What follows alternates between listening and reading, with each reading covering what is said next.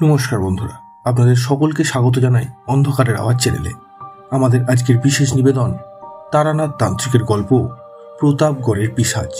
আপনাদের সকলের কাছে অনুরোধ, গল্পটি সম্পূর্ণ শুনুন এবং কেমন লাগলো অবশ্যই আমাদের কমেন্টের মাধ্যমে জানান। তাহলে চলুন শুরু করা যাক তারানাথ তান্ত্রিকের গল্প প্রতাপগড়ের পিশাচ।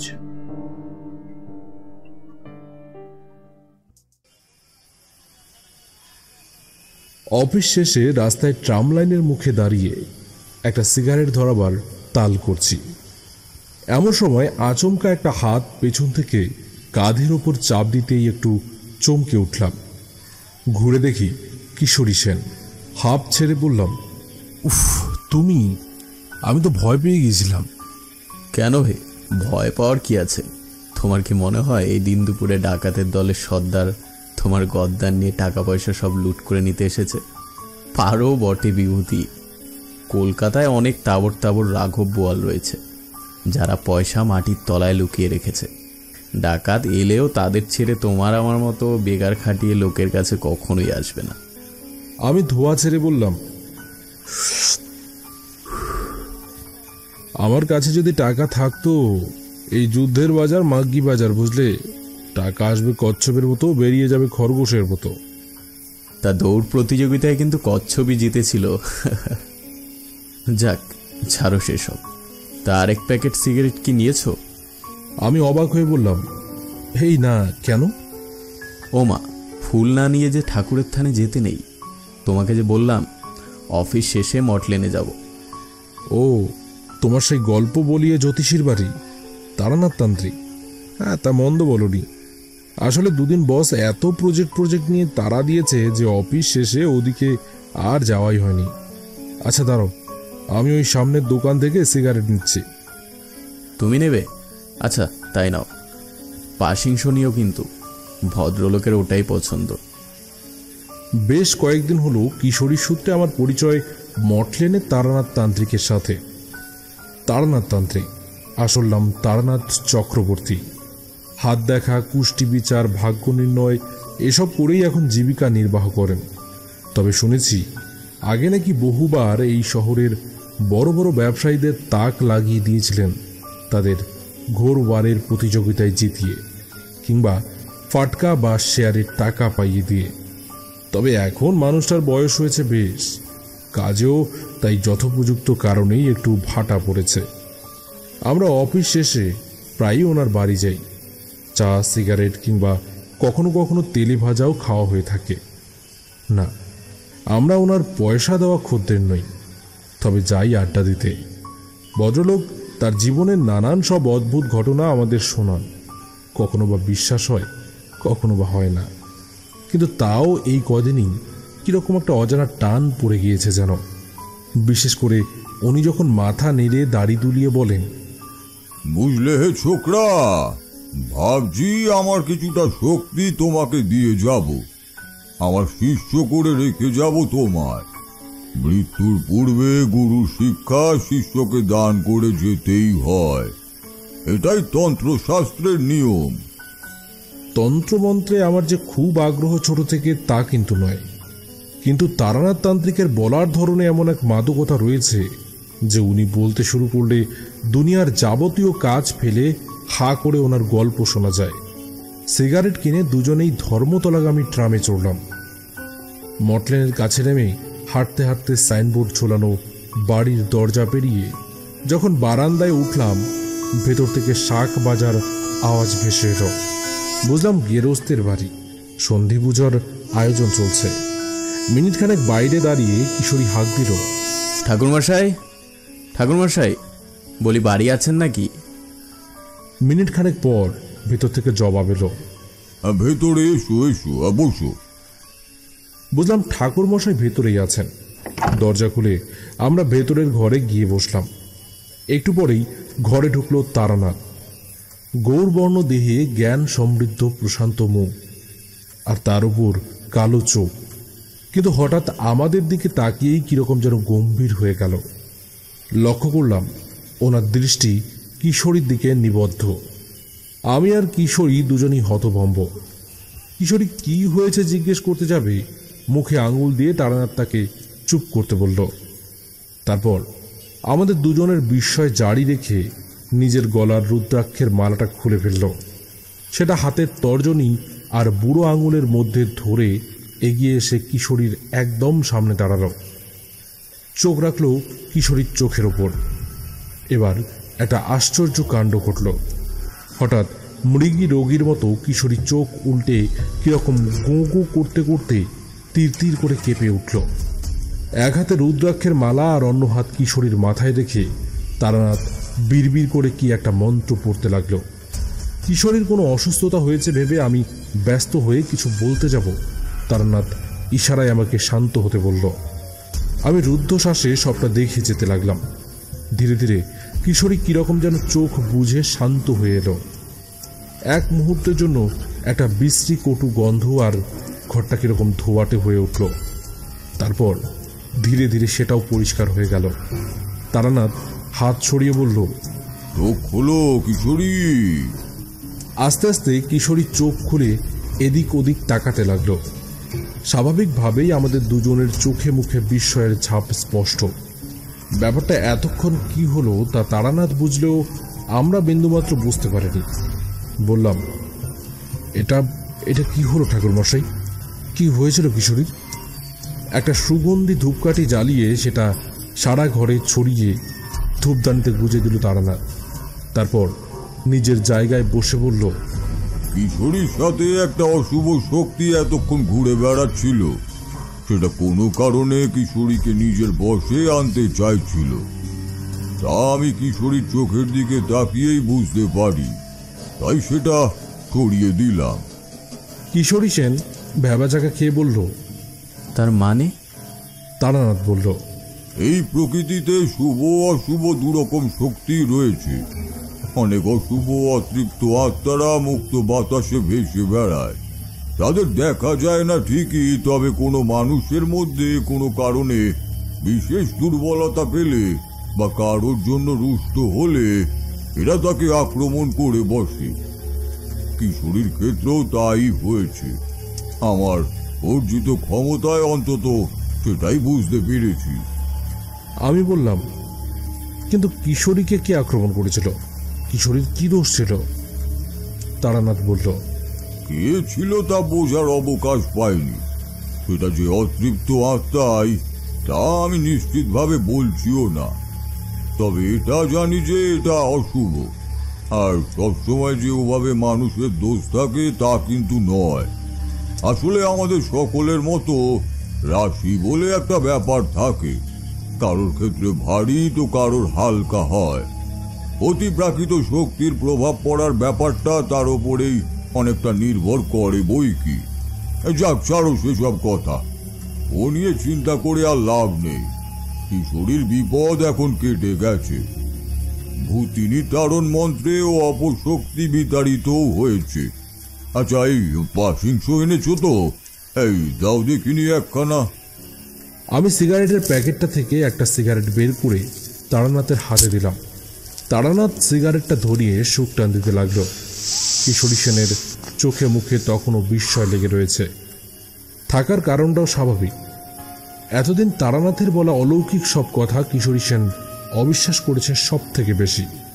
কিন্তু আজ সে নিজেও যা উপলব্ধি করল তার কি আদৌ কোনো ব্যাখ্যা হয়? ফ্যালফ্যাল করে কিছুক্ষণ তারানাথের দিকে তাকিয়ে সে বলল, আপনি কখনো সচক্ষে সজ্ঞানে এমন শুভ আত্মা মানে ভূত দেখেছেন?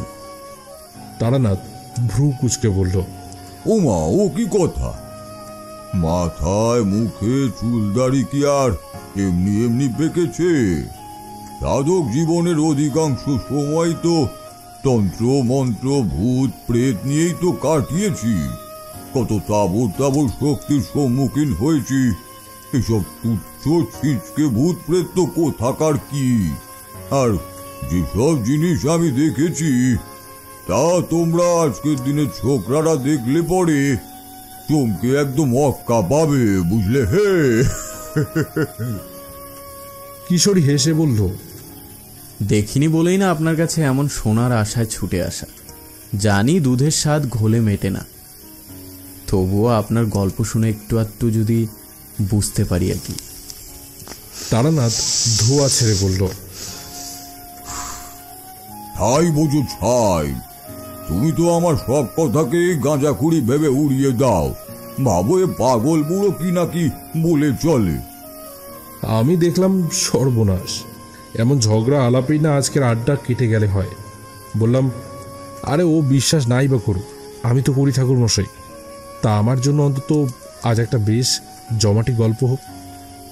তারানাথ আধ বোঝা চোখে ঘন ঘন মাথা দুলিয়ে বলল, ওইটা একখানা কথা বলেছ। আর যাই হোক, তোমাদের মতো শ্রোতা পাইনি কখনো। কি জানো তো, অলৌকিকতায় অবিশ্বাসীরাই অলৌকিক গল্পের ভালো শ্রোতা হয়। তা বেশ, একটা ঘটনা বেশ মনে পড়ছে, সেটাই তবে বলি, শোনো। ছাইদানিতে সিগারেটের ছাই ফেলে গলা খাকারে দিয়ে তারানাথ বলতে শুরু করলো, তখন আমার এই 25-26 বছর বয়স। সংসারে থাকতে একদম ভালো লাগে না। সাধু সঙ্গে নেশায় হেতা হোতা ঘুরে বেড়ায়। যে সময়ের কথা বলছি তখন আমার তন্ত্রে প্রাথমিক দীক্ষা হয়ে গিয়েছিল। মাতু পাগলির সাথেও সাক্ষাৎ হয়ে গিয়েছে। তা দিয়েই একটু আধটু ক্ষমতা পেয়েছিলাম বটে। এই যেমন ধরো, আগে থেকে বিপদ আপদের মোটামুটি একটা আভাস পাওয়া বা টুকটাক অলৌকিক শক্তির মোকাবিলা করা, এই সবই আর কি। যদিও পরে মধুসুন্দরী দেবীর কাছে আরো অনেক পেয়েছিলাম। সে যাক, ছাড়ো সেসব। তো ঘুরতে ঘুরতে সেখানে যা আশ্রয় পাই সেখানেই থেকে রাত কাটাই। একদিন এরকমই একটা ভাঙা মন্দিরের চাতালে পোটলায় মাথা রেখে শুয়ে আছি। হঠাৎ ঘুমের মধ্যে কিরকম যেন একটা স্বপ্ন দেখলাম। আমার মা বিছানায় শুয়ে, অত্যন্ত দুর্বল লাগছে তাকে। বোঝাই যাচ্ছে তার শরীর বেশ অসুস্থ। আমাকে যেন তিনি হাত তুলে আস্তে আস্তে কাতর গলায় ডেকে বলছেন, তারানাথ, তারানাথ, একবার আয় বাপ, তোকে দেখি। আয় একবার আমার কাছে, আয় না। চমকে উঠে বসলাম। দৃশ্যটা স্বপ্ন হলেও ডাকটা যেন সত্যি শুনলাম বলেই মনে হলো। আমার মায়ের কি তবে সত্যি শরীর ভালো নেই? না হলে এমন দুঃস্বপ্ন তো আমি দেখতাম না। মনটা কিরকম হু হু করতে লাগলো। হাজার হোক জন্মদাত্রী মা আমার, চাইলেও যে মায়া কাটানো যায় না। মনে মনে ভাবলাম, আমি এমন দেখছি যখন নিশ্চয়ই খারাপ কিছু হয়েছে। একবার বাড়ি ফেরা দরকার। সারা রাস্তা সেরকম ঘুমই হলো না। এপাশ ওপাশ করে কাটিয়ে দিলাম। সকাল হতেই পাঁচতারি গুটিয়ে চললাম বাড়ির পথে। বাড়ি যখন পৌঁছালাম তখন সন্ধে হয়ে গিয়েছে। দেখলাম আমি স্বপ্নে মাকে যেমন দেখেছিলাম এখানেও ঠিক একই অবস্থা। মায়ের শরীর ভালো নেই। বাড়ির সকলে আমাকে আবার ফিরে আসতে দেখে অনেকটাই আশ্বস্ত হয়েছে। মায়ের কাছে বসে মাথায় হাত বুলিয়ে বললাম, ভেবো না মা, কিচ্ছু ভেবো না। এই তো আমি এসে গেছি। এবার দেখবে সব ঠিক হয়ে যাবে, সব ঠিক হয়ে যাবে মা, তুমি একদম চিন্তা করো না। ঈশ্বরের কৃপায় হলোও তাই। দিন তিনেকের মধ্যেই মা অনেকটাই সুস্থ হয়ে উঠল। আমিও এই কদিন বাড়িতেই ছিলাম। এই সময়ের মধ্যে গ্রামে আরেকটা ব্যাপার ঘটল। গ্রামের শ্মশানের পাশে তেঁতুল গাছের তলায় নাকি দিন দুয়েক হলো এক সাধুজি এসে আস্তানা গেড়েছে শুনলাম। তা বেশ ভালোই হলো। অন্তত বাড়িতে থাকতে থাকতেও সাধু সঙ্গ পাওয়া যাবে। নয়তো একঘেয়ে ঘরে বসে থাকলে সংসারের ওপর একটা মায়া লেগে যায়। একদিন বিকেলে গেলাম সেই সাধুজির কাছে। বড় তেঁতুল গাছের নিচে কয়েক মুঠো খড় বিছিয়ে তাতে বসেছেন সাধুজি। মাথায় মন্দিরের চূড়োর মতো জটা, মুখের লম্বা দাড়ি বুক অব্দি নেমে এসেছে, গৌরবর্ণ দেহ, সামনে ঢাই করা ধুনি জ্বালানোর যাবতীয় সরঞ্জাম। গ্রামের আবাল বৃদ্ধ বনিতা মোটামুটি অনেকে ভিড় জমিয়েছে।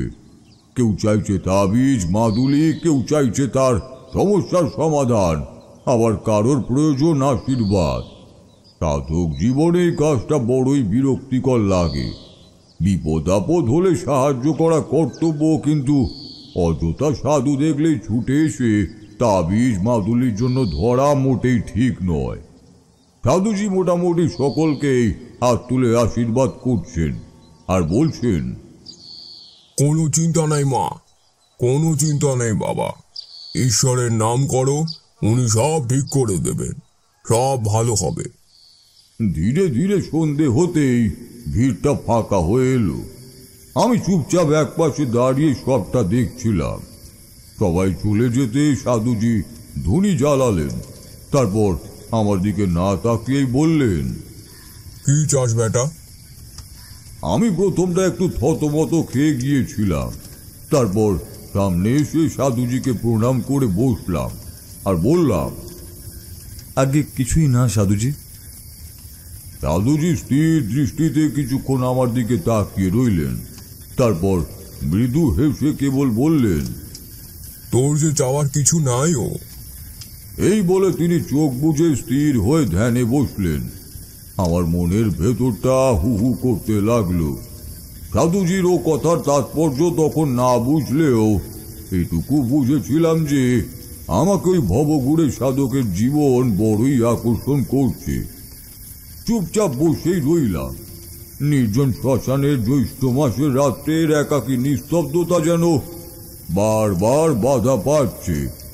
সাধুজির সামনে জ্বলতে থাকা ধুনির ফটফট শব্দে প্রায় ঘন্টা খানেক ওভাবে বসে থাকার পর সাধুজি চোখ খুললেন। তারপর নিজের পোটলা থেকে একটা লাল জবা ফুল আমার মাথায় ঠেকিয়ে একটা পাকা আম গুজে দিয়ে বললেন, বেটা তুই ফিরে যা। আমি বললাম, সাধুজি, আপনি আমাকে চলে যেতে বলছেন, কিন্তু আমি যে যেতে পারবো না। সাধুজি বললেন, কিন্তু আমার কাছে শিক্ষা নেওয়া যে তোর ভবিতব্য নয়। আমি দমবার পাত্র নয়। বললাম, আমি ভবিতব্যর থেকে কর্মে বেশি বিশ্বাস রাখি সাধুজি। সাধুজি মৃদু হেসে আমার মাথায় হাত বুলিয়ে বললেন, বেশ বেটা, তবে তোকে কর্মেরই সন্ধান দিই। আমার দৃঢ় বিশ্বাস মানুষের কল্যাণে, মানুষের সেবায় কাজ করে তুই পরম জ্ঞান আহরণ করবি। তা কোনো অংশেই কোনো উচ্চ মার্গের সাধকের কাছে শিক্ষা নেওয়ার থেকে কম কিছু না। আমি বললাম, বলুন সাধুজি, আমাকে কি করতে হবে? সাধুজি চোখ বুজে দুই ভ্রুর মাঝে আঙুল রেখে কি যেন ভাবলেন, তারপর বললেন, প্রতাপগড়ের মানুষগুলোর জীবনে বড় কষ্ট বেটা। দিনের পর দিন ওদের লাশ পড়ছে, তীব্র প্রাণ সংশয় রয়েছে গ্রামবাসীদের মধ্যে। দিনের পর দিন খালি হচ্ছে মায়ের কোল, মুছছে কত স্ত্রীলোকের সিঁথি সিঁদুর। তুই একটাবার সেখানে যা বেটা, ওদের রক্ষা কর এই বিপদের হাত থেকে। আমি নিশ্চিত পরমেশ্বরের কৃপায় তুই পারবি ওদের এই বিপদের হাত থেকে বাঁচাতে। একটিবার যা। আমি হাত জোর করে বললাম, কিন্তু সাধুজি, প্রতাপগড়ের মানুষদের সাথে কি এমন হয়েছে? আমার আশীর্বাদ সব সময় তোর সাথে আছে। এই বলে সাধুজি রাত বোঝা চোখে বিড়বিড় করে কি একটা মন্ত্র বলে আবার ধ্যানে নিমগ্ন হলেন। বুঝলাম তিনি আর কিছুই বলবেন না। আমি আর কি করি, সাধুজিকে শেষবারের মতো প্রণাম জানিয়ে নিজের বাড়ি ফিরে এলাম। সিগারেট শেষ করে তারানাথ সেটা ছাইদানিতে গুজে দিল। কিশোরী বলল, এ আবার কিরকম? তা সমস্যা হয়েছিল যখন সেটা খোলসা করেই তো বলতে পারত। অর্ধেক কথা এমন পেটে রেখে যে আপনার সাধুজি কি পরিস্থিতিতে ফেললেন বুঝি না বাবা। তারানাথ কিছু না বলে কেবল মুচকি হাসল। আমি বললাম, তা আপনি গিয়েছিলেন নাকি প্রতাপগড়? তারানাথ বলল, না গিয়ে কি আর উপায় আছে? সাধক জীবনের কর্তব্যই হলো কাউকে বিপদে দেখলে অসহায় ভাবে তাকে ফেলে রেখে আসতে নেই। আর তাছাড়া গুরুর নির্দেশ অমান্য করার ধৃষ্টতা শিষ্যের থাকা উচিত নয়। দীক্ষা নাই দিক, উনি তো আমার গুরু তুল্যই, তাই না? হ্যাঁ, তাই ঠিক করলাম প্রতাপগড় যেতেই হবে। পরদিন সকালে খবর নিয়ে জানলাম সাধুজি শ্মশানের আস্তানা পরিত্যাগ করেছেন। আমিও সকালে বেরিয়ে পড়তাম, কিন্তু দড়ি ছেঁড়া গরু একবার ঘরে ঢুকে গিয়েছে, তাকে কি আর মালিক ছাড়তে চায়? ঠিক করলাম আমাকে রাতের অন্ধকারে সকলের অলক্ষ্যে বেরিয়ে যেতে হবে। করলামও তাই। রাতে বাড়ির সকলে ঘুমিয়ে পড়লে আমি আমার পোটলা হাতে বেরিয়ে পড়লাম। আবার পা রাখলাম নিজের ভব ঘুরে সাধক জীবনে, তবে এবার নির্দিষ্ট লক্ষ্যে। তখনকার দিনে এমন পরিবহনের ব্যবস্থাও খুব একটা ছিল না, আর থাকলেও গাঁটের কড়ি খরচ করে গাড়িতে যাওয়ার সামর্থ্যও আমার ছিল না। পায়ে হেঁটে বন জঙ্গল, জলা নদী, খাল বিল অতিক্রম করে যেখানে এসে পৌঁছালাম, জায়গাটা একটা শ্মশান। একটু চারধারে ঝোপঝাড় বন জঙ্গল রয়েছে বটে, তবে আশপাশে জনপদ রয়েছে বলে মনে হলো না। গোধূলি বেলা, যদিও গ্রীষ্মের বিকেল, সন্ধ্যা একটু দেরি করেই হয়। এধারে ওধারে মরার কাঁথা ছেঁড়া, বালিশ, কাপড়, মাদুর ছড়িয়ে ছিটিয়ে রয়েছে দেখলাম। বেশ কিছু মাথার খুলি, হাড়গোড়ো এদিক ওদিক পড়ে রয়েছে। তবে সব থেকে আশ্চর্যের যেটা, কোথাও এতটুকু পোড়া মরার কাঠ বা ছাই দেখলাম না। অদ্ভুত তো, শ্মশানে কি মরা পোড়ানো নিষিদ্ধ নাকি? এমন সময় দূরে দেখলাম একটা ভাঙা মন্দিরের সামনে দাঁড়িয়ে রয়েছে কয়েকজন লোক। মাঝে মাঝেই তাদের বলো হরি হরি বল, বলো হরি হরি বল ধ্বনি আমার কানে আসছে। বোধহয় মরা নিয়ে এসেছে। সেদিকেই এগিয়ে গেলাম। জনা ৫-৬ লোক একটা মরাকে মাটিতে রেখে গোল হয়ে দাঁড়িয়ে নিজেদের মধ্যে কি সব কথা বলা বলি করছে। তারপর কাপড়ে ঢাকা মরাটাকে তারা ধরাধরি করে তুলে শুয়ে দিল একটা উঁচু ঢিবির ওপর। তাদের কাছে গিয়ে জিজ্ঞাসা করলাম, আপনারা কি এখানকার বাসিন্দা? আমার কথা শুনে লোকগুলো একবার পরস্পরের মুখ চাওয়াচাওয়ি করলো। তারপর তাদের মধ্যে থেকেই একজন এগিয়ে এসে বলল, হ্যাঁ, আমরা প্রতাপগড়ে থেকে আসছি। আপনাকে তো এখানে নতুন বলেই মনে হচ্ছে। আগে আমাকে একজন ভবঘুরে পথিক বলতে পারেন। তা প্রতাপগড় এখান থেকে কত দূর হবে বলতে পারবেন? লোকটি বলল, তা ১-১.৫ ক্রোশ হবে। এটুকু বলেই তারা ফেরার পথ ধরল। তাদের সকলের মধ্যে কিরকম একটা চঞ্চলতা ভাব লক্ষ্য করলাম, যেন কোনো না কোনো ভাবে সকলেই চাইছে যত তাড়াতাড়ি সম্ভব এখান থেকে বিদায় নিতে। ব্যাপারটা আমার বড্ডই গোলমেলে ঠেকল। এদিকে এরা মরাটাকেও এমন ভাবে ফেলে রেখে চলে যাচ্ছে। কৌতূহল চেপে রাখতে না পেরেই বললাম, বলছি আপনারা এই মরাকে এখানে ফেলে রাখছেন, পোড়াবেন না? লোকগুলো আমার কথা শুনে ঘুরে দাঁড়ালো। আমি এগিয়ে গিয়ে বললাম, মরাটা শ্মশানে এনে পোড়ালেন না কেন? এভাবে রেখে চলে গেলে যে অকল্যাণ হয়। দলের মধ্যে থেকে একজন বলল, আপনাকে দেখে ব্রাহ্মণ ঘরের সন্তান বলেই মনে হচ্ছে। আমি মাথা নেড়ে সম্মতি জানালাম। লোকটা এবার পাংশু মুখে বলল, কল্যাণের কামনা আমরা আর স্বপ্নেও করি না ঠাকুর। কোনো রকমে শুধু জীবন কাটছে এই যা। আমার তখন সেই সাধুজির কথা মনে পড়ল। সাধুজি বলেছিলেন বটে, প্রতাপগড়ের মানুষ বড় সংকটে রয়েছে। তবে কি এই বিপদের কথাই ওরা বলছে? আমি বললাম, কিছু অকল্যাণের মতো ঘটনা ঘটেছে নাকি? লোকটা একবার শ্মশানের পড়ে থাকা সেই মরাটার দিকে তাকালো। চারধারে থান ইট দিয়ে মরার গায়ের কাপড় চাপা দিয়ে রাখা হয়েছে যাতে না হাওয়ায় তা উড়ে যায়। লোকটা কাঁপা কাঁপা গলায় বলল, আমাদের শ্মশানে যে মরা পোড়াতে নেই, মরা খেতে আসে। মরা খেতে আসে? কে? মালথাসের পিশাচ। মালথাসের পিশাচ? আমি অবাক হয়ে লোকটার দিকে তাকিয়ে রইলাম। লোকটা আবার বলল, আপনি এখানে একা থাকবেন না ঠাকুর, চলে যান। ওই মানুষকে খুব পিশাচ কাউকে ছাড়ে না। কাউকে না।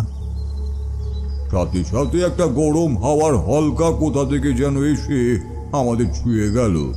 লোকগুলো বলা বলি করতে লাগলো, চলো চলো, সন্ধ্যা হয়ে আসছে, অন্ধকার হলেই আমাদের সকলকে মরতে হবে।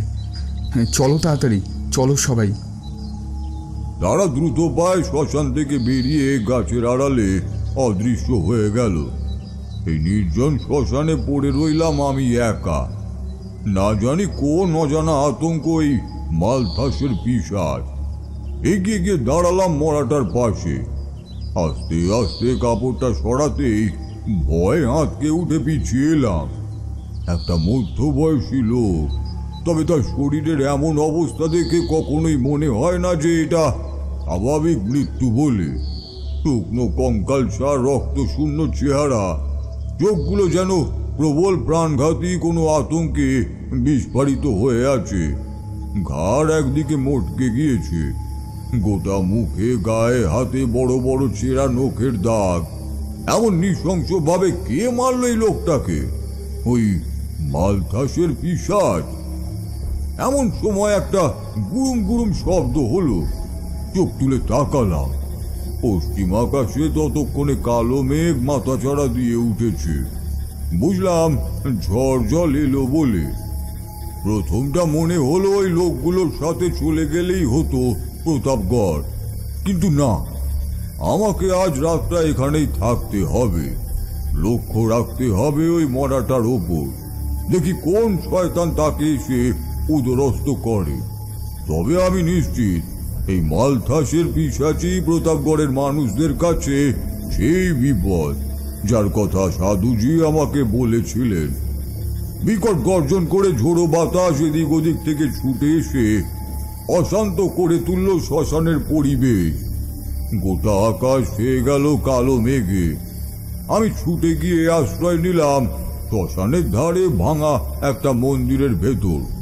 সেখান থেকে ঢিবির ওপর রাখা মরাটা স্পষ্টই দেখা যাচ্ছে। সেদিকেই নজর রাখলাম। শুরু হলো প্রবল ঝড়, আর সেই সাথে আকাশ ফাটানো মেঘের গর্জন। বড় বড় গাছগুলো যেন উদ্ভ্রান্তের ন্যায় ঝড়ের গতিতে মাথা দুলিয়েছে। বৃষ্টি বড় ফোঁটা কেটে কেটে ঝাপটার মতো তীরের বেগে এসে লাগছে চোখে মুখে। আমি এক দৃষ্টে কেবল মরাটার দিকেই তাকিয়ে আছি। আমার কেন জানি না মনে হচ্ছে একটা ভয়ঙ্কর কিছু খুব শীঘ্রই এখানে হতে চলেছে। চারিদিক তখন পুরোপুরি অন্ধকার হয়ে এসেছে। মাঝে মাঝে বিদ্যুতের ঝলকে দিনের আলোর মতো পরিষ্কার হয়ে যাচ্ছে আশপাশের সব কিছু। আচমকা একটা তীব্র গর্জন আমার কানে এলো। অমন হৃদযন্ত্রকে কাঁপিয়ে দেওয়ার মতো অমানুষিক বিকট গর্জন আমি আমার জীবনে খুব কমই শুনেছি। যে ঝড় জঙ্গলের পরিবেশে পাশাপাশি দাঁড়িয়ে কথা বললেও ভালো করে কথা শোনা যায় না, সেখানে এমন গর্জন না জানি কতটা দূর থেকে আমার কানে ভেসে এলো। অন্ধকারের বুক চিরে বিদ্যুতের আলো ঝলকে উঠতেই দৃশ্যটা চোখে পড়ল আমার। পলকের মুহূর্তে স্থায়ী হওয়া সেই দৃশ্য যেন আমায় চোখের সামনে এক রোমাঞ্চকর নারকীয় পরিস্থিতি তৈরি করল। মন্দিরের চাতাল থেকে কিছুটা দূরে যেখানে ঢিবির ওপর মরাটা শোয়ানো ছিল, এখানে শুধু মরা নেই, তার সাথে আরো একটা জিনিস রয়েছে। সে মানুষ তো নয়, পার্থিব কোনো জীব বলেও আমার মনে হলো না। বিরাট লম্বা লিকলিকে কালো দেহ, প্রচন্ড ঝড়ে মুচকে যাওয়া গাছের ডালের মতো অদ্ভুতভাবে বেঁকে ঝুঁকে রয়েছে মরাটার দিকে। দুই চোখে যেন পাতাল গহ্বরের চিরপ্রজ্বলিত আগুন এসে বাসা বেঁধেছে। বুকটা আমার ছ্যাদ করে উঠল।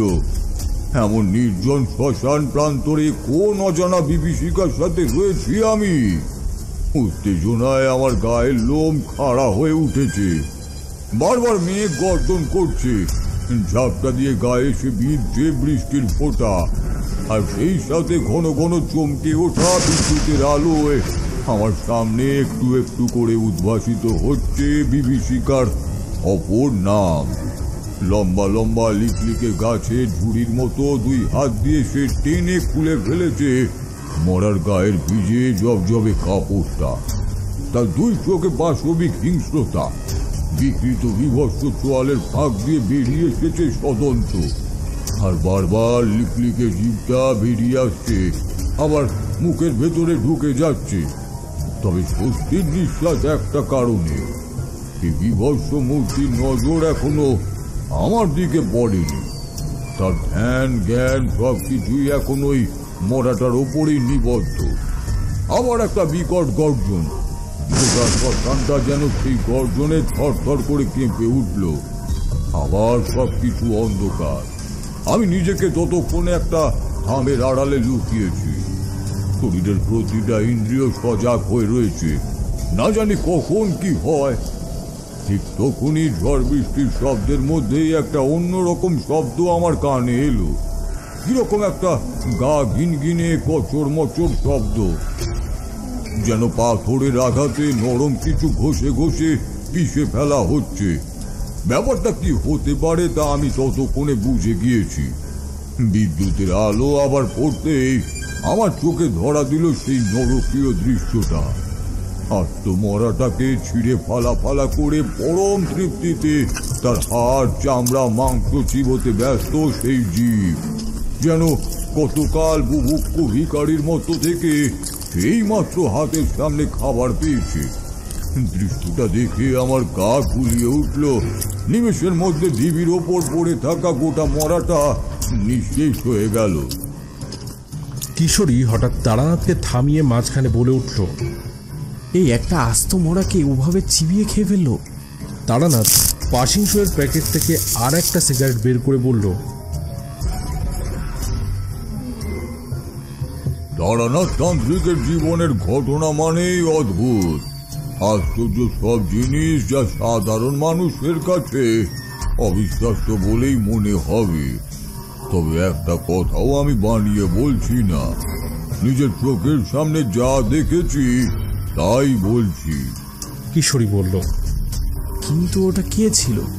তারানাথ হাসল, এখনো বুঝলে না হে? ওটাই তো সেই গ্রামবাসীদের আতঙ্কের কারণ, মালথাসের পিশাচ। তবে হ্যাঁ, তোমরা আজকালকার ছেলেরা যেন আবার ভেবে বসো না যে এই বুড়ো স্বপ্ন দেখে ভুলভাল বকছে, কারণ এরপরের যে ঘটনা আমি বলতে যাব তা মনে পড়লে আজও আমার বুক ধক ধক করে ওঠে। আমি বললাম, সব না হয় বুঝলাম, কিন্তু এই মালথাস কি? তারানাথ চোখ বুঝে মাথা নাড়ল।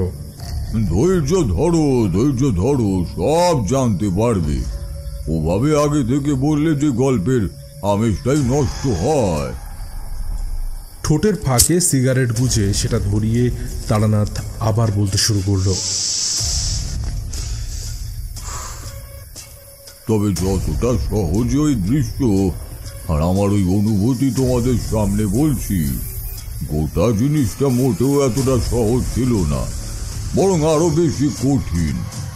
যাই হোক, ধীরে ধীরে সেই গোগ্রাসে গেলার অপ্রীতিকর শব্দ থেমে গেল, আর তার জায়গায় স্থান নিল একটা অপার্থিব অমানুষিক অট্টহাসির আওয়াজ।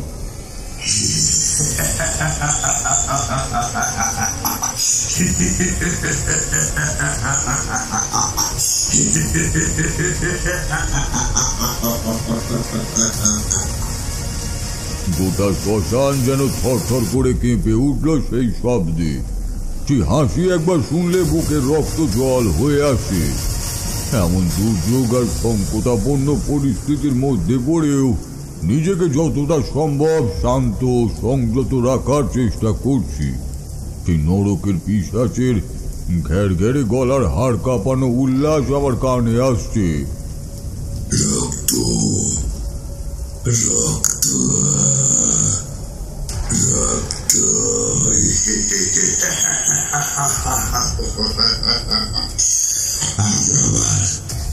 আবার এই রক্ত, এই মানুষের মাংস আমাকে তৃপ্ত করেছে।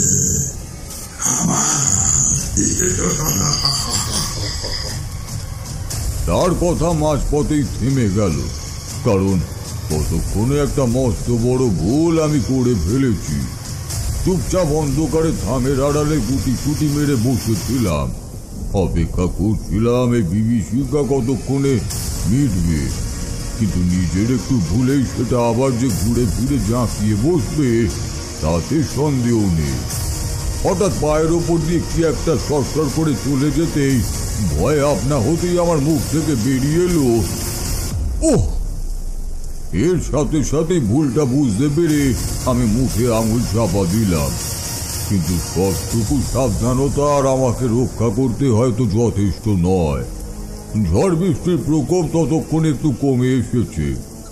বুঝতে পারলাম আরো একটি শিকারের খোঁজে ছটফট করে উঠেছে পিশাচ। জল কাদার ওপর পা টেনে টেনে হাঁটার শব্দ আমার কানে আসছে। আমি নিজেকে যতটা সম্ভব লুকিয়ে রাখার চেষ্টা করছি। অনবরত একটা চাপা হিংস্র গর্জন আমার কানে আসছে। হঠাৎই সবকিছু আবার শান্ত, কেবল ঠান্ডা হাওয়া আর টপ টপ গাছের পাতা থেকে জল পড়ার শব্দ। নিঃশ্বাসটুকু নিতেও যেন আমার কষ্ট হচ্ছে। মনে মনে কেবল ইষ্টমন্ত্র জপ করছি।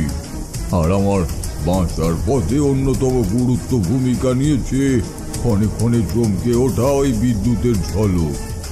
যতক্ষণ আমি সেই আলোয় তাকে দেখতে পাচ্ছি ততক্ষণই আর। যেই সে আমাকে দেখতে পাবে স্বয়ং পরমেশ্বরই কেবল আমাকে বাঁচাতে পারে। বিদ্যুতের ঝলক আমাকে দেখিয়ে দিয়ে গেল মন্দির থেকে ওই বিভক্ত দানবের দূরত্ব 10-15 হাতের মধ্যে।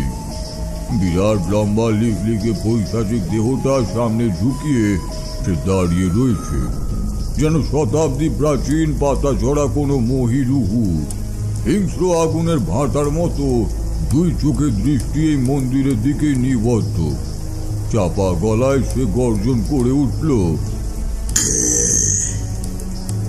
শুধু একটা শব্দ যে কাউকে ভেতর থেকে এইভাবে কাঁপিয়ে দিতে পারে তা আমি রাগেও ধারণাও করতে পারতাম না।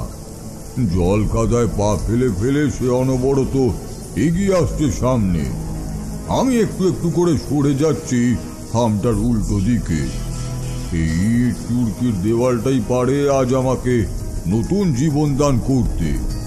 মন্দিরের অধিষ্ঠাত্রী দেবীকে স্মরণ করলাম। সেই সাধুজির কথাও মনে পড়ল। তিনি আমার ওপর বিশ্বাস রেখে এই কাজে আমাকে পাঠিয়েছেন। আমি এত সহজে মরব না, আর মরতেও হলো না। ইষ্ট দেবতা আরাধ্য দেবী আমার গুরুদেবের আশীর্বাদে আমি রক্ষা পেলাম। দেখলাম পিশাচ ফিরে যাচ্ছে।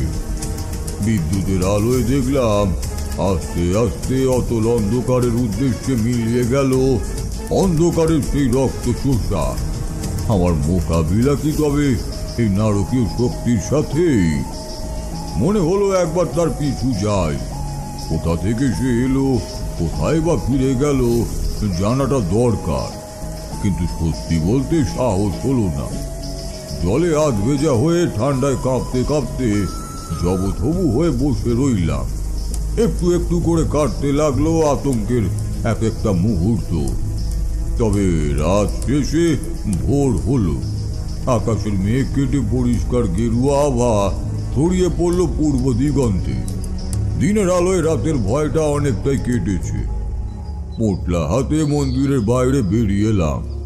ভিবির ওপর আগের দিন যেখানে মরাটা রাখা ছিল, কেবল রক্ত মাখা ভিজে কাপড় ছাড়া সেখানে আর কিছুই নেই। এই নরখাদক পিশাচ একটা মাথার চুল অব্দিও ফেলে রেখে যায়নি। গোগ্রাসে সবটুকুই আত্মসাৎ করেছে। প্রতাপগড়ের মানুষদের জীবন যে কতটা সংকটাপন্ন তার বলে দিতে হয় না। আমার এক্ষুনি প্রতাপগড় যাওয়া প্রয়োজন, নতুবা এই সমস্যার সমাধান সম্ভব নয়। একটা দীর্ঘ নিঃশ্বাস ফেলে এগিয়ে চললাম শ্মশান ছাড়িয়ে প্রতাপগড়ের উদ্দেশ্যে।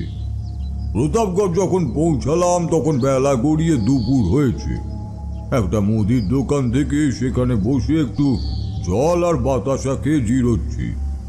এমন সময় দূর থেকে দেখলাম একটা চেনা মুখ এদিকে এগিয়ে আসছে। এই লোকটাই তো সে যাকে আগের দিন শ্মশানে দেখেছিলাম। আমাকে শ্মশানে থাকতে বারণও করেছিল। লোকটি মুদির দোকানে এসে 2 পয়সা তেল কিনলো, তারপর হঠাৎ ঘুরে দাঁড়িয়ে আমাকে দেখে একটু অবাকই হলো। আমিও চুপচাপ তার দিকে তাকিয়ে রইলাম।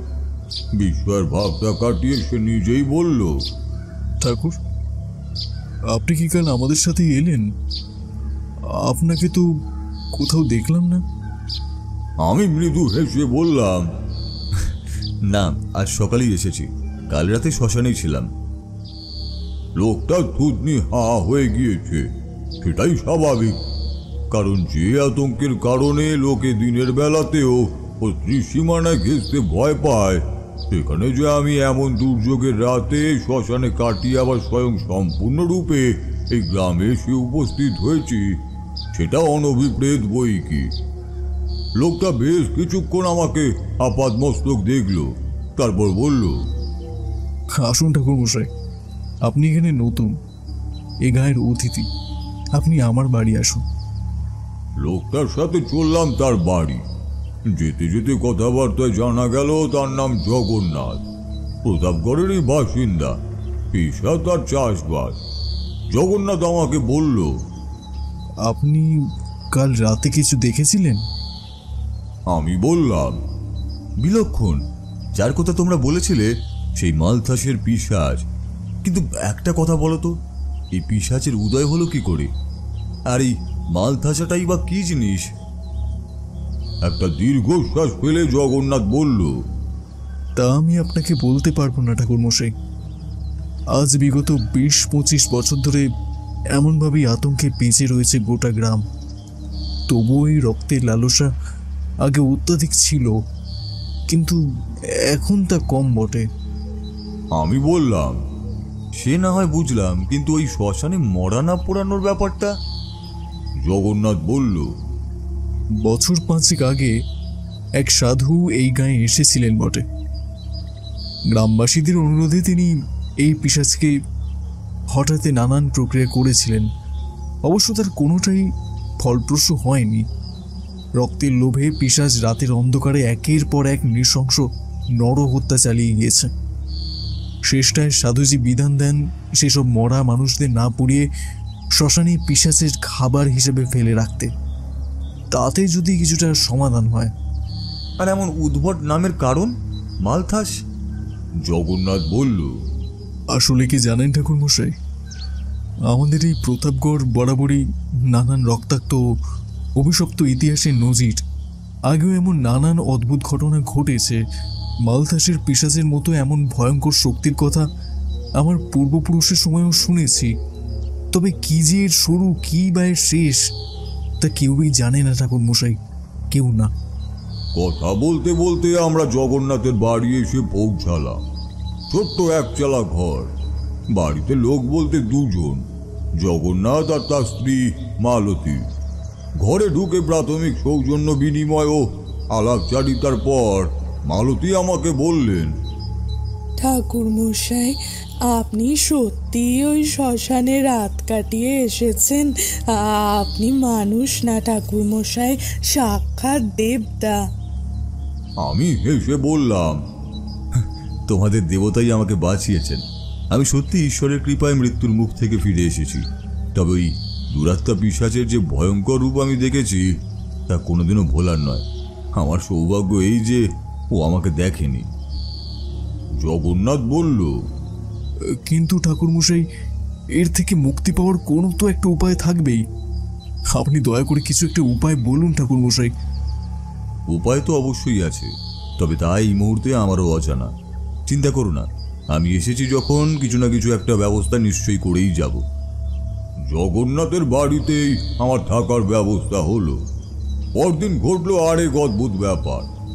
একটু বেলায় মুদির দোকানে গিয়েছি 2টো পান কিনতে। হঠাৎ দেখি দোকানের সামনে বেশ হট্টগোল বেঁধে গিয়েছে। ব্যাপারটা কি হলো জানতেই একটু এগিয়ে গিয়ে দেখি, মাথায় উস্কো খুস্কো চুল, মুখে বড় দাড়ি, হাড়ের ওপর চামড়া জড়ানো মলিন দেহে নেংটির মতো গুটিয়ে ধুতি পরা একটা পাগলাটে গোছের লোককে দোকানদার আর 2-1 লোক মিলে চরম বকাবকি করছে। প্রতিক্রিয়া স্বরূপ লোকটা কেবল বিকৃতভাবে দাঁত বের করে হাসছে। লোকটা যে বদ্ধ পাগল তাতে সন্দেহ নেই। পাগলাকে নাকি দয়াপরায়ণ বশ হয়ে দোকানে দুটো খাবার দিয়েছিল।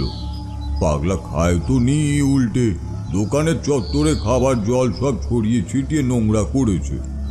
যাই হোক, বেচারাকে কোলাহল থেকে ছাড়িয়ে নিয়ে এলাম। পাগলা কেবলই বলে চলেছে, তোদের কেউ খাবে, তোদের সবাইকে খাবে, ছিঁড়ে ছিঁড়ে খাবে। আমি তাকে শান্ত করে বললাম, আরে কি বলছো, কে কাকে খাবে? এতক্ষণ পাগলা যেন আমাকে লক্ষ্যই করেনি।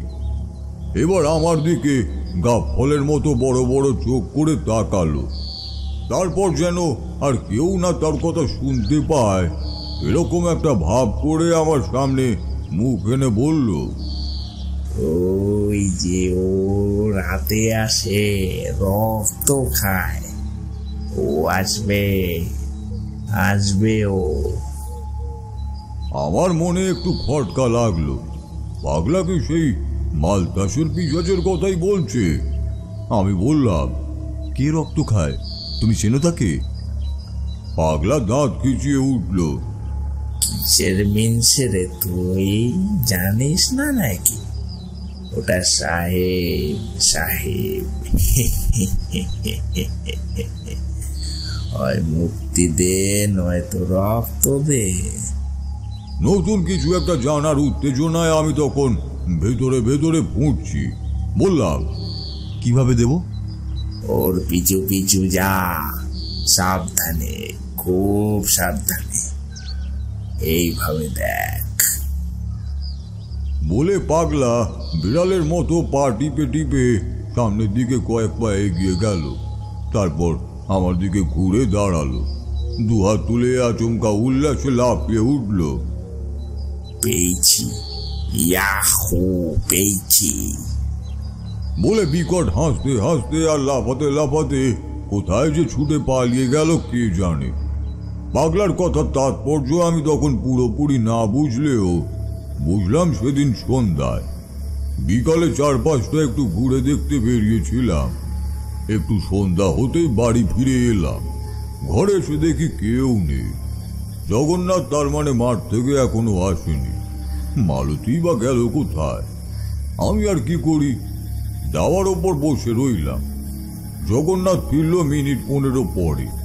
যথারীতি মালতী বাড়িতে নেই দেখে সেও অবাক হলো।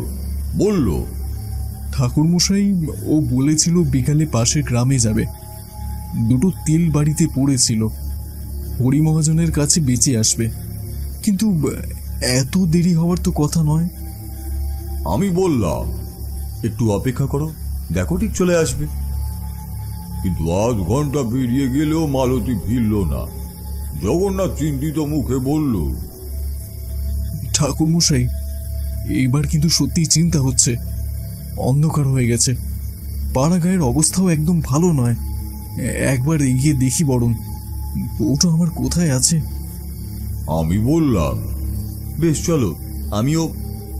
আমার মুখের কথা শেষ হলো না, একটা তীক্ষ্ণ চিৎকার দূর থেকে আমাদের কানে আসছে। অন্ধকারের মধ্যে স্পষ্ট দেখলাম একটা স্ত্রীলোক এদিকে প্রাণপণে ছুটে আসছে। ওই তো মালতী আসছে। লাফিয়ে উঠল জগন্নাথ। মালতী ছুটে এসে দাওয়ার ওপর বসে হাঁপাতে লাগলো। তড়িঘড়ি তাকে জল এনে দিলাম। জল খেয়ে একটু থিতু হলো সে। জগন্নাথ পাংশু মুখে বলল, মালতী, মালতী, কি হয়েছে? সব ঠিক আছে তো? তুমি এমন হাঁপাচ্ছ কেন? জগন্নাথের হাত ধরে মালতী কাঁপা কাঁপা গলায় বলল, ওকে আমি দেখেছি ওকে। কাকে দেখেছো মালতী? ওই পিশাচ, রামুদের আমবাগানের পাশে, অমন বিরাট কালো কুচকুচে শরীর আর আগুনের মতো চোখ। বাবা গো, গোটা শরীরটা যেন দেখলেই ভয়ে থরথর করে কেঁপে ওঠে। আমি বুঝলাম মালতী দেখেছে মানে নিশ্চয়ই ওই পিশাচ অন্য কোনো কাজে ব্যস্ত, আর এটাই আসল সময় ওকে অনুসরণ করে ওর আসল রহস্য উদ্ঘাটন করার। আমি বাইরে বেরিয়ে এলাম। জগন্নাথ পিছু ডাকলো, আসছি জগন্নাথ, তুমি এখন থাকো মালতীর পাশে। ঠাকুরমশাই দাঁড়ান, আমিও যাব। আপনি একা যাচ্ছেন, যদি কোনো বিপদ। চিন্তা করো না, আমার কিচ্ছু হবে না। তুমি এখন একদম বাড়ির বাইরে বেরিও না, মালতীকে নিয়ে ঘরের ভিতরেই থাকো। বেচারি ভয় পেয়েছে, ওকে সাহস জোগাও। আমি আসছি এক্ষুনি। মালতীর থেকে আমবাগানের রাস্তা জেনে আমি বাইরের অন্ধকারে এসে দাঁড়ালাম। চারিদিকে একটা নিস্তব্ধ আঁধার ছেয়ে আছে। এই শান্ত ভাবটাই যে মহাপ্রলয়ের সূচনা ঘটায় তার বলার অপেক্ষা রাখে না। পাগলা জাতে পাগল হলেও তালে ঠিক, তার কথার অর্থ বোঝার এর থেকে মোক্ষম সময় আর হতে পারে না।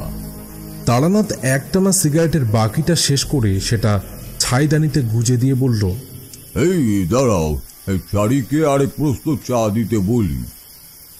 এই বলে তারানাথ উঠে বাড়ির ভেতরে চলে গেল। আমরাও এই ফাঁকে একটু বাইরে বেরিয়ে এলাম। একটা করে সিগারেট ধরালাম। হাজার হোক, বয়োজ্যেষ্ঠা তারানাথের সামনে তো আর সিগারেট ধরিয়ে টানতে পারি না। সেটাও তারানাথ বুঝতে পারে বলেই মাঝে মাঝে একটা ছুতোয় বাড়ির ভিতরে চলে যায়। সিগারেটে টান দিয়ে কিশোরী বলল,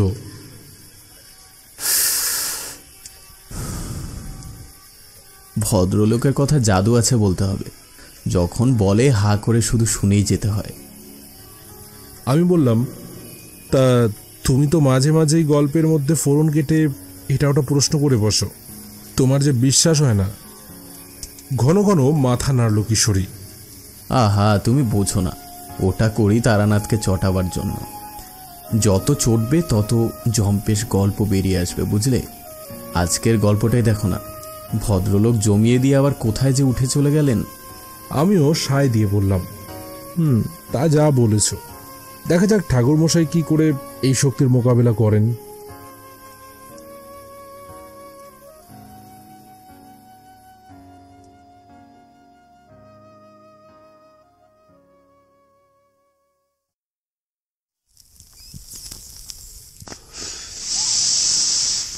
সিগারেটে শেষ টান দিয়েছি, এমন সময় একটা খুক খুক কাশির শব্দ বাড়ির ভেতর থেকে ভেসে এলো। কিশোরী দুবার হুসহুস করে টেনে সিগারেটটা মাটিতে ফেলে বলল, এই চলো চলো, চলে এসেছেন মনে হয়। ঘরের ভেতর এসে তক্তপোষের উপর নিজ নিজ জায়গায় বসলাম। সামনে 3টা চায়ের কাপ রেখে তারানাথ আরও একটা সিগারেট ধরাবার তাল করছে। আমি একটা কাপ তুলে চায়ের চুমুক দিয়ে বললাম, ওই তো আপনি যে সন্ধ্যায় জগন্নাথের বাড়ি থেকে ছুটে বেরিয়ে এলেন, তারপর? সিগারেটে টান দিয়ে মাথা নাড়ল তারানাথ। ঠিকই বলেছ। কিশোরী অধীর আগ্রহে বলল, তারপর কোথায় গেলেন আপনি ওই পিশাচের মোকাবিলা করতে?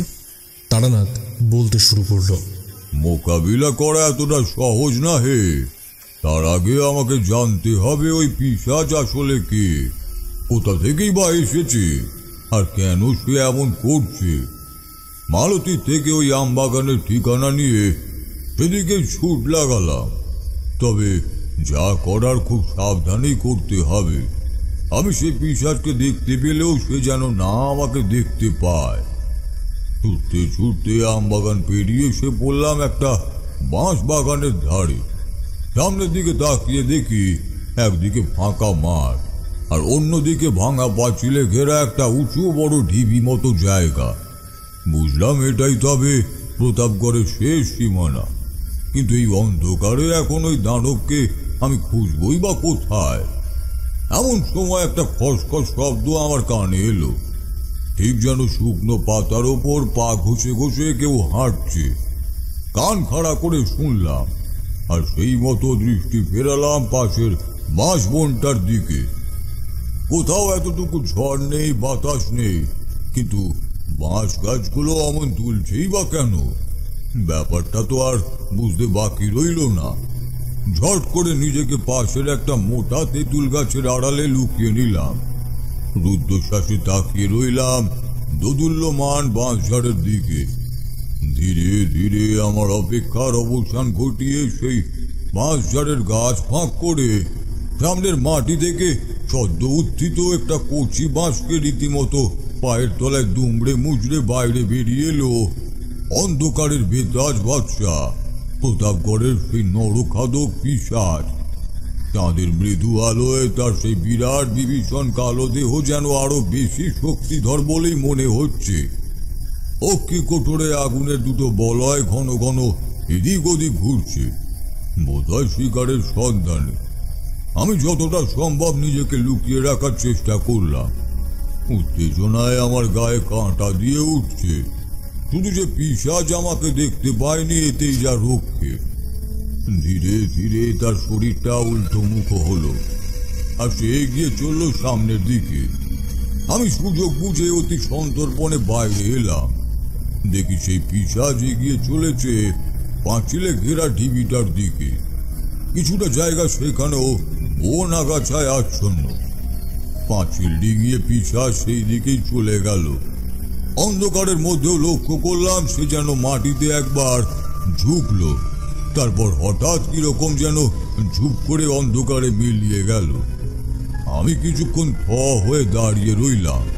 কি করব কিছুই বুঝতে পারছিলাম না। মনে কিরকম একটা খটকা থেকেই গেল। কি আছে ওই জায়গাটায় আমাকে জানতেই হবে। এখন একবার গিয়ে দেখব? না থাক, অন্ধকারে এত বড় ঝুঁকি নেওয়া ঠিক হবে না। দিনের আলোয় যাওয়াটাই ভালো। তখন আর যাই হোক, এই পিশাচ অন্তত সামনে আসবে না। বাড়ি ফিরে এলাম। রাতে খেতে বসে জগন্নাথকে শুধালাম, আচ্ছা, এই প্রতাপগড়ের শেষ প্রান্তে ওই বাঁশবনের পরই তো মাঠ রয়েছে, আর তার এক পাশে একটা ভাঙা পাঁচিলে ঘেরা আগাছায় ঢাকা জায়গা দেখলাম, ওটা কি বলতে পারো? জগন্নাথ বলল, ওটা আপনি মনে হয় ওই পুরনো কবরখানাটার কথা বলছেন। ওদিকে গিয়ে স্থানীয় মুসলমানেরা গড় দিত, তবে বহু বছর হলো জায়গাটা সেভাবে ব্যবহার করা হয় না, জঙ্গল হয়ে পড়ে আছে। কিন্তু কেন বলুন তো ঠাকুরমশাই, আপনি কি ওখানে ওই পিশাচের দেখা পেয়েছেন? এ ব্যাপারে আমি জগন্নাথকে আর কিছুই খোলসা করে বললাম না। ওইখানে যে রয়েছে পিশাচের উৎস, সে বিষয়ে আমার আর কোনো সন্দেহই নেই। এবার দিনের আলোয় আমাকে সে জায়গা ভালো করে দেখতে হবে। রাতে খাওয়া দাওয়া সেরে ঘুমিয়ে পড়লাম। সকালে ঘুম ভাঙলো একটা হট্টগোলের শব্দ শুনে। ব্যাপার কি? ঘরের বাইরে এসে দেখি জগন্নাথের বাড়ির উঠোনে বেশ কিছু লোকের ভিড়। উঠোনে গিয়ে দেখি মারাত্মক ব্যাপার।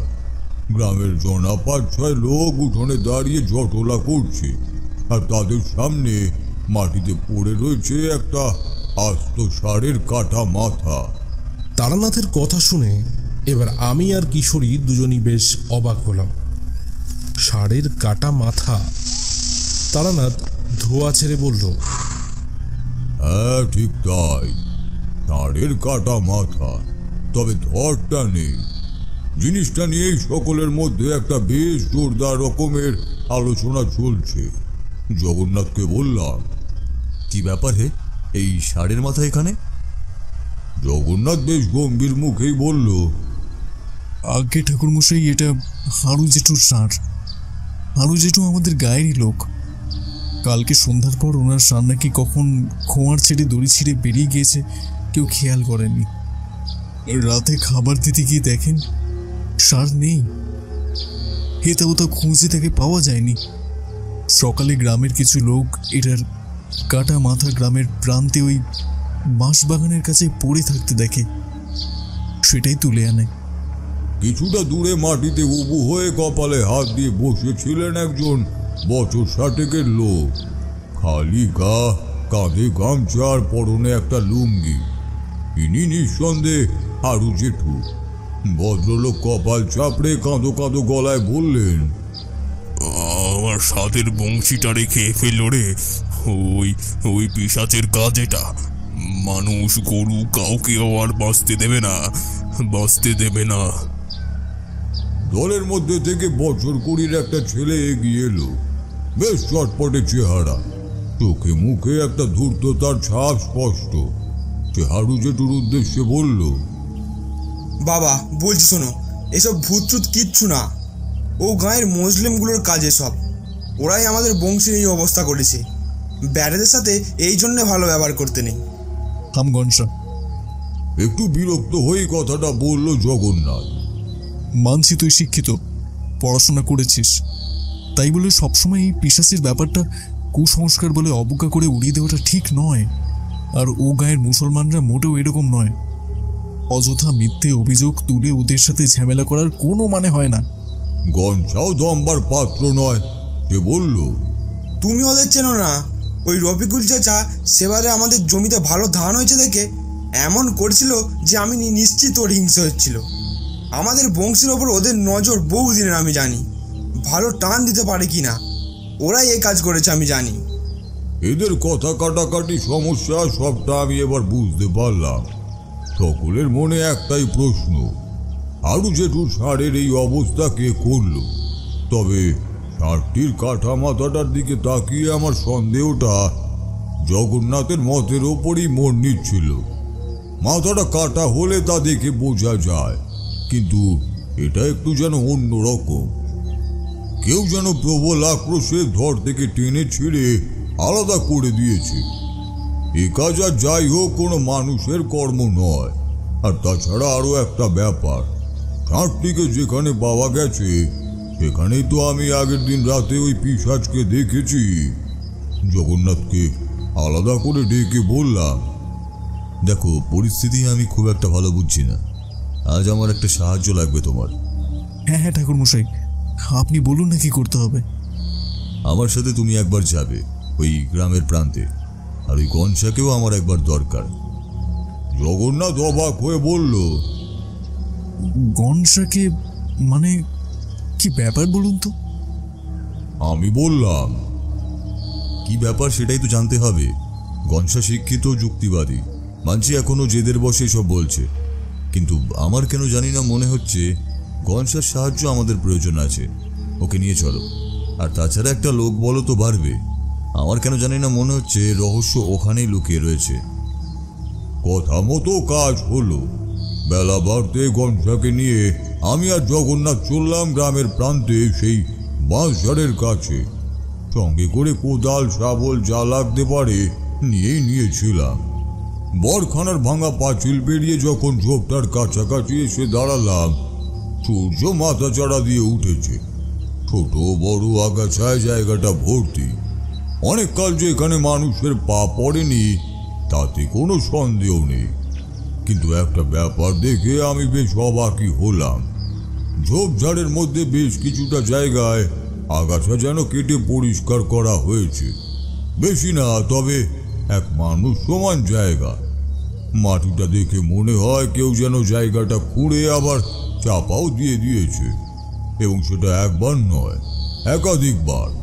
ফলে গোটা ঝোপের মধ্যে কেবল ওই জায়গাটাই একটাও গাছ গজায়নি। আরো একটা আশ্চর্যের ব্যাপার হলো, যেটা খুব মন দিয়ে না দেখলে হয়তো চট করে চোখে পড়বে না, সেটা হলো বিশেষ করে এই জায়গার আশপাশের ঝোপঝাড়ের গাছগুলো কিরকম অদ্ভুত ধরনের। একটা গাছেও ফুল বা ফলের বালাই নেই, তবে পাতাগুলো ঠিক যেন সবুজও না, একটু লালচে আবার রয়েছে তাতে। যেটার যাই হোক আমার অন্তত স্বাভাবিক বলে মনে হলো না। গোটা পল্লী প্রকৃতি একদিকে, আর এই ঝোপ জঙ্গলটা যেন তার উল্টো দিকে। কি একটা চিরপরিচিত ব্যাপার যেন এখানে নেই, অনেক কাল ধরেই নেই। বিড়বিড় করে একটা কথা আমার মুখ দিয়ে বেরিয়ে এলো, এই জায়গা ভালো নয়, ঘোর অমঙ্গল। বললাম, এখানে কি আগেও কেউ এসেছে? গঞ্জা জগন্নাথ পরস্পরের মুখ চাওয়াচাবি করলো। তারপর জগন্নাথ বলল, না, আসলে এই চত্বরটা বরাবরই মুসলমানদের গৌড় দেওয়ার জায়গা ছিল।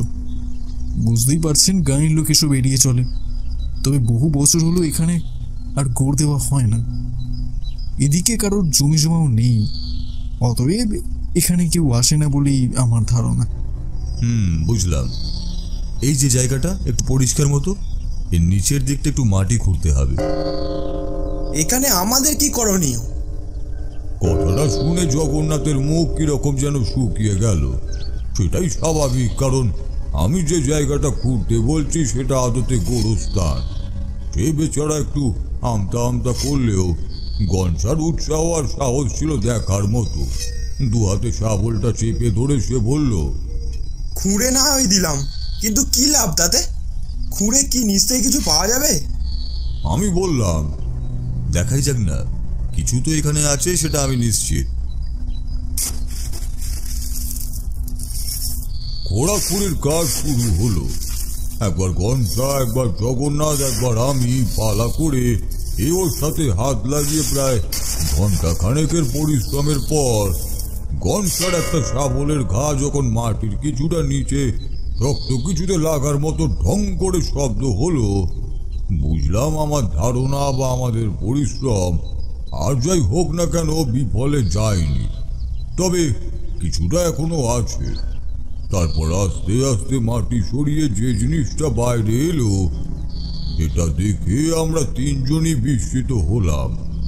একটা বেশ বড় সড়ো চাই, সেটা পাথরের বলেই মনে হলো। জিনিসটা বেশ ভারীও বটে, বহু বছর মাটির তলায় পোঁতা ছিল তাতে সন্দেহ নেই। গায়ে কাদা মাটি লেগে একদম বসে গিয়েছে। আমি বললাম, তা জানার জন্য এটা আগে পরিষ্কার করতে হবে।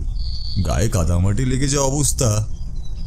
গনসা বলল, এটাকে বাড়ি নিয়ে যাই, কি বলেন? সেখানে গিয়ে না এটার ব্যবস্থা। গনসার মুখের কথা শেষ হলো না।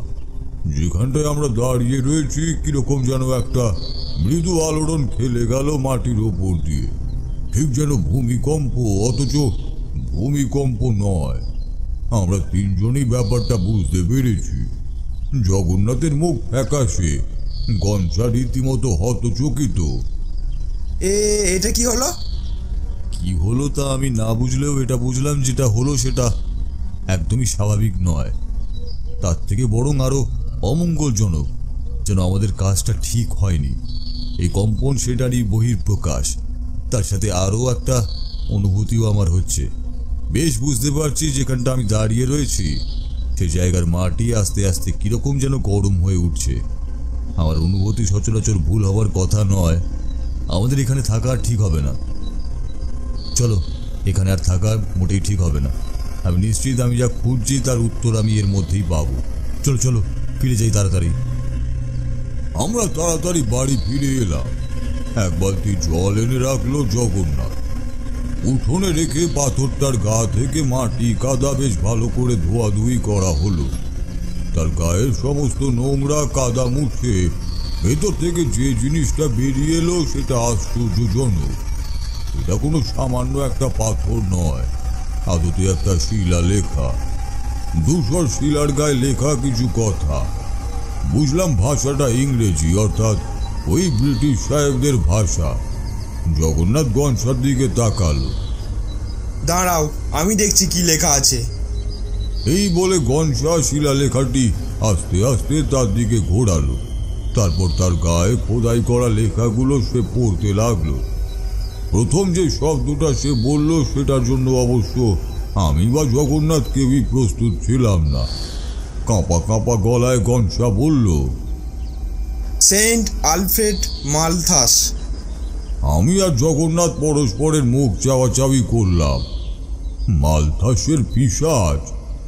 নতুন কিছু একটা আবিষ্কারের উত্তেজনায় আমি তখন ভেতরে ভেতরে রীতিমতো ফুটছি। গনসাকে বললাম, গোটাটা পড়ো তো, কি লেখা আছে। গনসা মনে মনে পড়তে লাগলো। প্রায় আধ ঘন্টা ধরে সবটা পড়ার পর সে মাথা তুলে বলল, এটা অনেক পুরনো দিনের, সব লেখা আমি পড়তে বা বুঝতে পারছি না। তবে যতটুকু বুঝলাম এটা বিশ্বযুদ্ধের অনেক আগের ব্যাপার। এখানে এই সেন্ট মালথাসের জীবন সম্পর্কে কিছু বলা আছে। মোটামুটি যেটুকু বুঝলাম তা হলো সেন্ট মালথাস ব্রিটিশ শাসনের সময় এখানে এসেছিলেন, অর্থাৎ আজকের এই প্রতাপগড়ে। আদতে তিনি ছিলেন এক খ্রিস্টান মিশনারি এবং এই অঞ্চলে পড়াশোনার পাশাপাশি খ্রিস্ট ধর্মের চর্চা শুরু করেন। তার প্রভাবে পড়ে অনেক হিন্দু ধর্মাবলম্বী পরে খ্রিস্ট ধর্মে স্থানান্তরিত হন।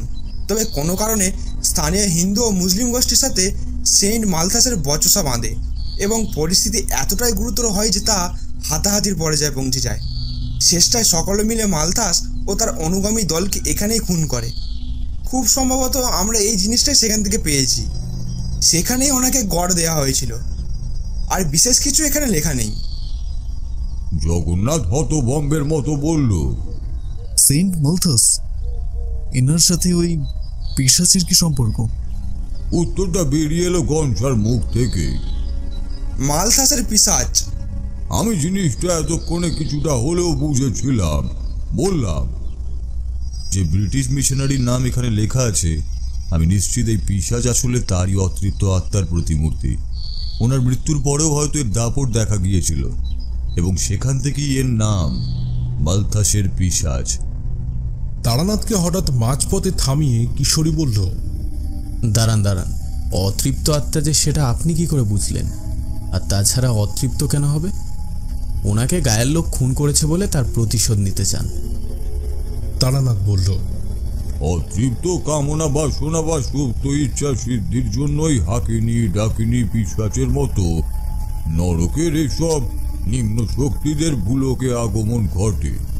ভেবে দেখো, যেমনটা ওই শিলালেখাতে লেখা ছিল, যে কবরে সাহিত্য সেন্ট মালথাস আদতে একজন মিশনারি, যিনি খ্রিস্ট ধর্ম নিয়ে চর্চা ও প্রচার করেছেন। ধর্ম, বর্ণ, জাতি নির্বিশেষে একটা কথাই বলা, যদি এসবের সাথে যুক্ত মানুষের মনে এমন কোনো বাসনা থাকে যা হানিকারক, স্বার্থপরতা এবং সর্বোপরি অন্যায় সূচক, তবে সেই মানুষ মৃত্যুর পরে সাধারণত এই পৃথিবীর মায়া কাটাতে পারেন না। তার অতৃপ্ত আত্মার এক প্রকার পুনর্জন্ম ঘটে, তবে সেটা মানুষ না, পিশাচজনিত। তাকে মুক্তি দিতে না পারলে নিজের প্রতি হিংসা চরিতার্থ করতে সে বারবার মানুষের ক্ষতি করে বেড়ায়। কিশোরী বলল, এই পিশাচের গলার স্বর তো আপনি শুনেছিলেন সেই রাতে শ্মশানে। উনি তো পরিষ্কার বাংলা ভাষাতেই কথা বললেন, তাহলে এ সাহেবের ভূত হলো কি করে? কথাটা শুনে আমার কিরকম যেন হাসি পেল, কিন্তু সেটা অতি কষ্টে চেপে রাখলাম। কিশোরী সেন মাঝে মাঝেই তারানাথের গল্পের ভেতর এমন বিচিত্র রকমের প্রশ্ন করে থাকে।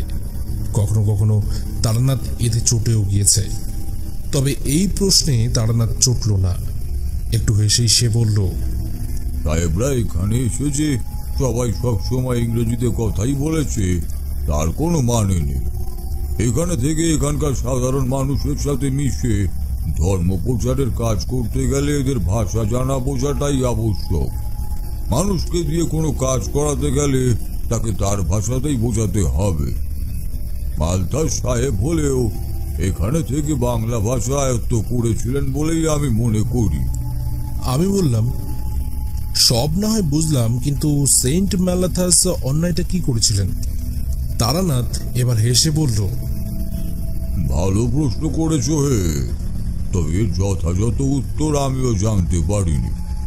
যতটুকু আমার অনুমান ছিল, হতে পারে উনি এখানকার হিন্দু ও মুসলিমদের জোর করে ধর্মান্তরিত করার চেষ্টা করেছিলেন, কিংবা হয়তো এখানকার মানুষদের সাথে এমন কিছু ব্যবহার করেছিলেন যাতে সকলের মনে হয়েছিল এনাকে বাঁচিয়ে রাখা ঠিক না। ব্রিটিশ শাসনের ইতিহাসে তো এমন ঘটনার কথা হামেশাই শুনেছ। আমার অনুমান এমনটাই।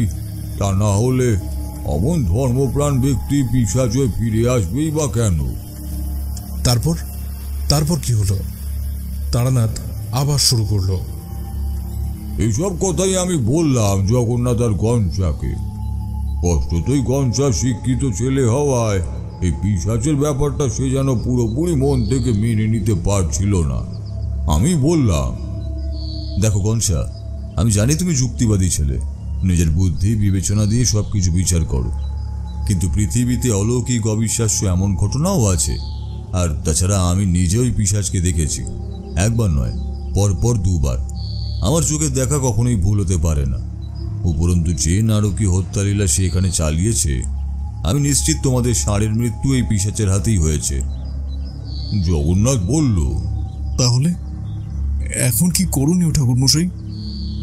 একটু ভেবে বললাম, উপায় একটাই, সাহেবের আত্মাকে এই পিশাচজনি থেকে মুক্তি করতে হবে। কিন্তু কিভাবে? সেটাই তো আমাকে ভাবতে হবে। আজকের রাতটা একটু আমাকে সময় দাও। এই থেকে কিছু না কিছু একটা মুক্তির উপায় তো থাকবেই। পাথরটা জগন্নাথের বাড়ির মধ্যেই আপাতত রাখা হলো। সেটা যে বহু বছরের পুরনো তাতে কোনো সন্দেহ নেই।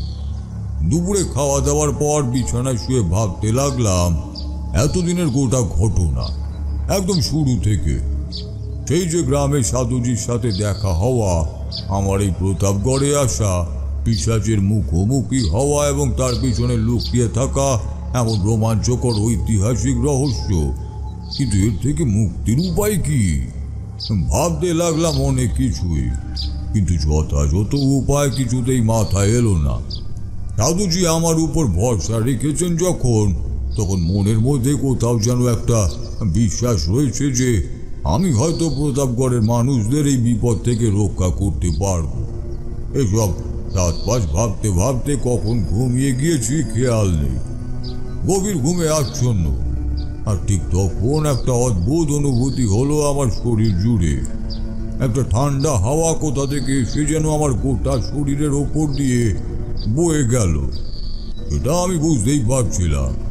স্বপ্নের মধ্যেই যেন দেখতে পেলাম একটা নীলচে আলোর বলয়, আর সেই বলয়ের মাঝামাঝি একটা মুখ। হ্যাঁ, একটা মানুষের মুখের অবয়বটুকু। চোখ, নাক, ঠোঁট কিছুই বোঝা না গেলেও এটা বুঝতে পারছি তার মাথায় জটাজুট আর মুখে লম্বা দাড়ি, আর সেই সাথে সেই প্রাণবন্ত গলার স্বর, তারানাথ, তারানাথ। এই গলার স্বর আমি আগেও শুনেছি, কিন্তু কোথায় তা মনে করতে পারলাম না। চোখ বুঝে বালিশের কেবল এদিক ওদিকে মাথা ঘোরাতে লাগলাম। এই গলার শব্দ আবার আমার কানে এলো। ম্যাডাম, আমি জানি তুই এ কাজ পারবি। তোর সমস্ত ভাবনার তীর একত্রিত করে শুধু প্রশ্নের বীজকে মাটিতে আবার গেঁথে দে, তাহলেই আর উত্তর পাওয়ার জন্য কোনো বিড়ম্বনা থাকবে না। উচ্ছেরই তার ধ্বংস, পতনের ভাবনা দূরস্থান। সাধুজি বলে আমি রীতিমতো লাফিয়ে বিছানায় উঠে বসলাম। খোলা জানালা দিয়ে তাকিয়ে দেখি সূর্য ডুবে ততক্ষণে বাইরেটা বেশ অন্ধকারই হয়ে এসেছে। এতক্ষণ তার মানে আমি স্বপ্নই দেখছিলাম। হ্যাঁ, স্বপ্নে আমি যার কণ্ঠস্বর শুনেছি ইনি হলেন সেই সাধুজি। এই কণ্ঠস্বরের আদেশেই আজ আমি এসেছি প্রতাপগড়ে। কিন্তু সাধুজি আমাকে স্বপ্নের মাঝে কি বলে গেলেন? চুপ করে মাথায় হাত রেখে সবটা আরো একবার ভাবতে লাগলাম। সাধুজির এই উক্তি কেবল অনুপ্রেরণামূলক অভিব্যক্তি নয়, আমি নিশ্চিত এর পেছনে লুকিয়ে রয়েছে আমার সমস্ত প্রশ্নের উত্তর। উৎসই ধ্বংস, পতনের ভাবনার দূরস্থান, একথার তাৎপর্য কি হতে পারে? ওই পিশাচের উৎস ভাবনায় ছেদ পড়ল, কারণ দরজা খুলে ততক্ষণে হুড়মুড়ি এসে ঢুকেছে জগন্নাথ। তার চোখে মুখে ভয়ের ছাপ স্পষ্ট। আমি বিছানা ছেড়ে উঠে এলাম। আরে কি গো, কি হয়েছে? এরকম করে হাঁপাচ্ছ কেন? জগন্নাথ কাঁপা কাঁপা গলায় বলল, ঠাকুর মশাই, তাড়াতাড়ি বাইরে আসুন। গনসা কিরকম করছে? গনসা? তার আবার কি হলো?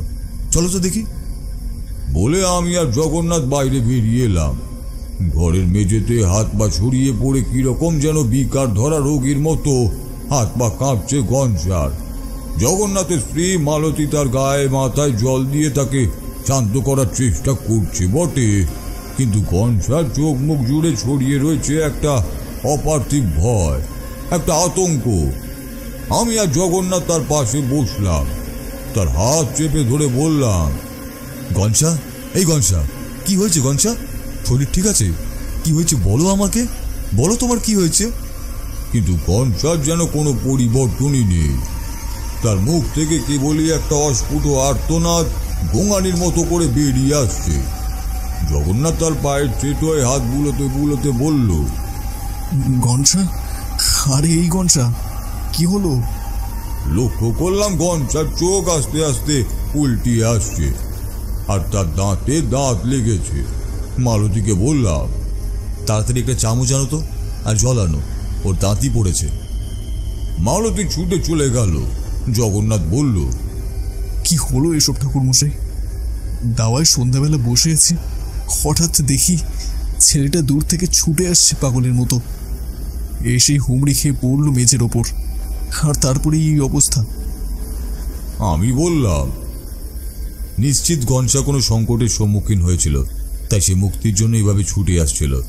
বেচারার জ্ঞান ফিরুক, তাহলেই সবটা জানা যাবে। বিপদ যে আমি একটা আশা করিনি তা নয়, তবে সেটা যে এত তাড়াতাড়ি এইভাবে ছুটে আসবে।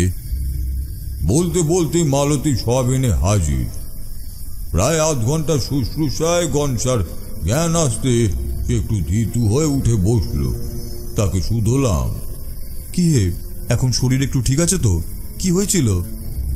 গনসা আমার হাত চেপে ধরে কাঁপা কাঁপা গলায় বলল, আমি ওকে দেখেছি ঠাকুরমশাই। কে? সেই পিশাচ? হ্যাঁ, আমি নিজের চোখে ওকে দেখেছি। আমি আর জগন্নাথ পরস্পরের মুখ চাওয়াচাওয়ি করলাম। তারপর বললাম, কোথায় দেখলে? একটু জল খেয়ে গনসা বলল, বিকালে ওপাড়ার হরি মহাজনের বাড়িতে টাকা জমা করতে গিয়েছিলাম। ফেরার সময় ভাবলাম একটু হাটের দিক থেকে ঘুরে আসি। সেখান থেকে বেরোতে বেরোতে সন্ধ্যা হয়ে গেল। গ্রামের শেষের ওই বাঁশবনের পাশে রাস্তা দিয়ে ফিরছি, হঠাৎ একটা বিকট চিৎকার শুনে বুকটা কিরকম ধক করে উঠল। পিছনে ঘুরে তাকাতেই আমার চোখ গেল ওই কবরখানার পাঁচিলের ওধারে। আলো আঁধারিতে স্পষ্ট দেখলাম সেই ঝোপের কাছে, যেখানে আজ সকালেই আমরা গিয়েছিলাম। কি দেখলে ঝোপের কাছে? দেখি একটা বিরাট লম্বা কালো শরীর ঝুঁকে পড়ে মাটিতে কি যেন দেখছে, ঠিক যেন একটা বিরাট কালো দানবের মতো কুকুর। ব্যাপারটা দেখে ভয়ে বিস্ময়ে আমি থ হয়ে দাঁড়িয়ে গেলাম। তারপর যে দৃশ্য দেখলাম, ওই মূর্তিটা তার এক হাতে টেনে তুলছে একটা কিছু। একটু লক্ষ্য করতেই বুঝলাম ওটা একটা বড় গরু জাতীয় কিছুর ছিন্ন ভিন্ন দেহ। হঠাৎ আমার কেন জানি না আমাদের ষাঁড়টার কথা মনে পড়ল। তবে কি আমাদের ষাঁড়টাকে জিনিসটা মাথায় আসতেই অসাবধানবশতা একটা আর্তনাদ বেরিয়ে আসে আমার মুখ থেকে, আর সাথে সাথে সেই পিশাচ ঘুরে থাকে আমার দিকে। উফ, কি ভয়ানক! বুকে রক্ত জল হয়ে যায় ওই চোখের দিকে তাকালে। চোখ তো নয়, যেন জ্বলন্ত দুটো কয়লা। আমার আর সেখানে এক মুহূর্ত দাঁড়িয়ে থাকার সাহস হয়নি ঠাকুরমশাই। আমি ছুটে পালিয়ে আসি। আমার মনে হচ্ছিল ওই পিশাচ বুঝি আমার পিছু নিয়েছে। এতদূর বলে একটু দম নিল গনসা। জগন্নাথ আর মালতীর মুখ ততক্ষণে ফ্যাকাশে হয়ে গিয়েছে। আমি বললাম, তোমার মনে হয় না গনসা ওই পিশাচ সত্যি আমাদের পিছু নেবে? তার মানে? কাঁপা কাঁপা গলায় বলল জগন্নাথ। আমার চোখ তখন গিয়েছে ঘরের এক কোণে রাখা সেই শিলাখণ্ডের দিকে। আমরা আজ তার ডেরায় গিয়েছি। জিনিসটা এত সহজে সে মেনে নেবে না। আমরা তিনজনই তার রোষের মুখে পড়েছি। মালতী হাউমাউ করে কেঁদে উঠল, ওগো, কি হবে গো? জগন্নাথ বিরক্ত মুখে তাকে সান্ত্বনা দিল, আরে চুপ করো। ঠাকুরমশাই আছেন যখন, ঠিক কোনো না কোনো একটা ব্যবস্থা হয়ে যাবে। এরা সকলেই আমার উপর এখনো ভরসা রেখেছে। অতএব আমাকে এদের এই বিপদের হাত থেকে রক্ষা করতেই হবে। মনে মনে এরকমই একটা দৃঢ় সংকল্প নিয়ে বললাম, বৌমা, আমাকে চটপট একটু গঙ্গা জল দাও তো। মালতী একটা গঙ্গা জলের ঘটি আমাকে এনে দিল। আমি ইষ্টমন্ত্র জপ করতে করতে সেই জল ছিটিয়ে দিলাম ঘরের এদিক ওদিক সর্বত্র। বাড়ির বাইরেটা চারধারে মন্ত্র পড়া জল দিয়ে একটা সুরক্ষা বলয় তৈরি করে রাখলাম। তারপর ঘটিটা মালতীকে ফিরিয়ে দিয়ে বললাম, এই বাড়ির চারধারে আমি মন্ত্রপুত বলয় দিয়ে রেখেছি। ওই পিশাচ যতই শক্তিশালী হোক না কেন, এই বলয় সে ভেদ করে তোমার কোনো ক্ষতিই করতে পারবে না। ঈশ্বরকে স্মরণ করো মনে মনে, উনি সর্বমঙ্গলময়, সবকিছু ঠিক উনিই করে দেবেন। তারপর জগন্নাথের দিকে ফিরে বললাম, আমাকে এক্ষুনি যেতে হবে, আর এক মুহূর্ত দেরি করা চলবে না। ওই দুরাত্মা পিশাচ গ্রামে এসে মানুষের ক্ষতি করার আগেই ওকে আটকাতে হবে।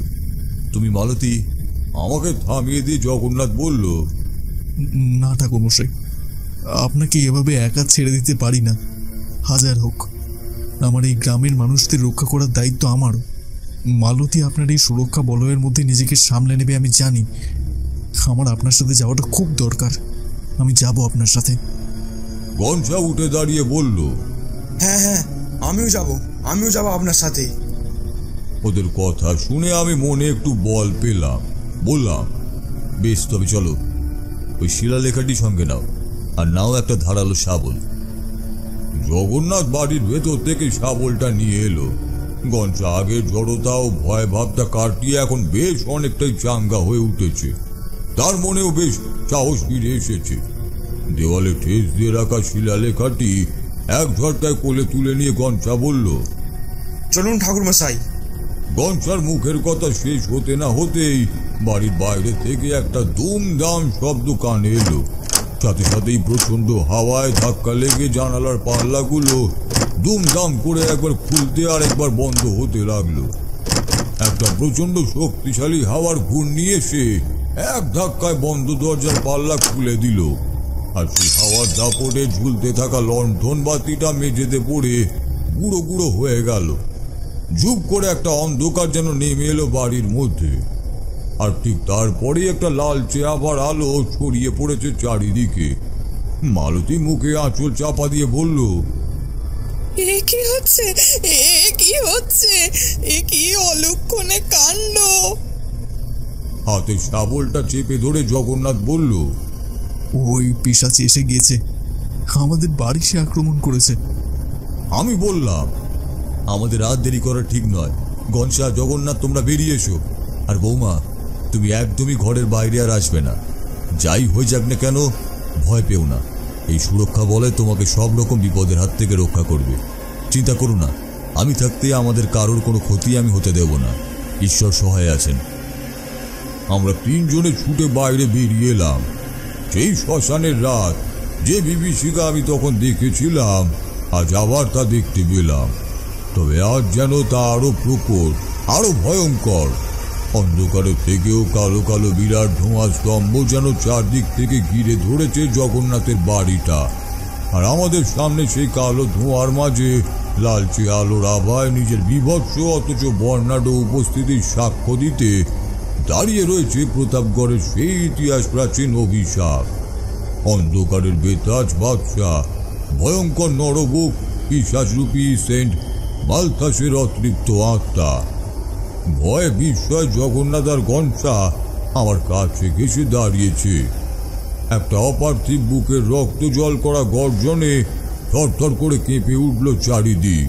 আমি চেঁচিয়ে বললাম, আপনি আর কোনো ক্ষতি করতে পারবেন না সেন্ট মালথাস।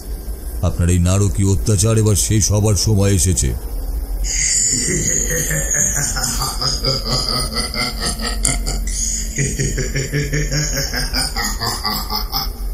পিশাচের হাসির শব্দে জগন্নাথের গোটা বাড়িটা যেন একবার দুলে উঠল।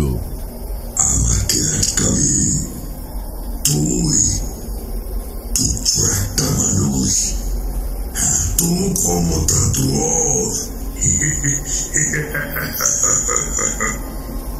আমিও তারানাথ জ্যোতিষ আর্ণব। জীবনের প্রতিটা ক্ষণ ঈশ্বরের প্রতি ভক্তি রেখে নিজের সাধনায় লীন হয়েছি। আমার গুরুদেবের আশীর্বাদ আমার মাথার উপরে রয়েছে। এত সহজে তো আমি মরব না। নরকের এক তুচ্ছ পিশাচ কিনা আমাকে এইভাবে দাপিয়ে বেড়াবে। গলার স্বর আরো চড়িয়ে বললাম, ক্ষমতা ঈশ্বরের, তিনি আমাদের সকলকে রক্ষা করবেন।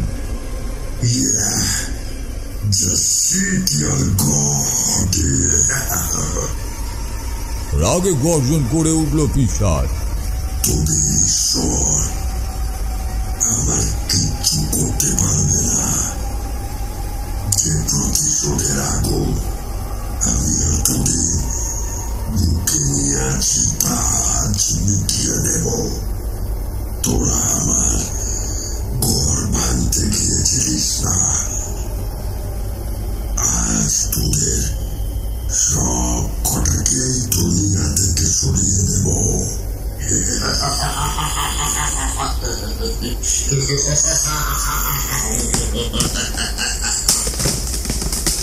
বলতে বলতে জগন্নাথের বাড়ির সামনে ঝুলতে থাকা একটা বড় আম গাছ সে এক ধাক্কায় দুমড়ে ভেঙে দিল। আর তারপর সেটা ছুঁড়ে মারলো আমাদের লক্ষ্য করে। না! এই বলে চিৎকার করে গনসা আর জগন্নাথ আমার পিছনে এসে লুকোলো। কিন্তু আমি জানতাম এর ফলাফল। বড় গাছটা যেন হালকা শোলার মতো হাওয়ার তীরের বেগে সে অদৃশ্য কিছুতে ধাক্কা লেগে মাটিতে পড়ে গেল। আমাদের ওপর তা আর আঘাত করতে পারল না। সব কিছুই আমার অদৃশ্য সুরক্ষা বলয়ের জন্য। পিশাচ এমন একটা ব্যাপার দেখে রীতিমতো তাজ্জব বনে গিয়েছে। তার ক্রোধ এবার সপ্তমে উঠল। এক বিকট পৈশাচিক চিৎকারে সে তার ভেতরে থাকা সমস্ত রাগ, অভিমান, প্রতিহিংসা ব্যক্ত করে সে বলল, আমি তোদের ছাড়বো না, ছাড়বো না। I will kill you all, kill you. Jagannath আর গঞ্জার দিকে ফিরে বললাম, চলো আমার সাথে, তাড়াতাড়ি চলো। আর আমাদের এখানে দাঁড়িয়ে থাকা ঠিক নয়, ওই শাবল আর শিলাটা তুলে নাও। গঞ্জা বলল, কিন্তু যাব কোথায়? আর আমরা চলে গেলে এই পিশাচ যদি গোটা গ্রামকে শেষ করে দেয়? আমি বললাম, চিন্তা করো না, এই পিশাচের সব রাগ দেশ এখন কেবল আমাদের ওপর।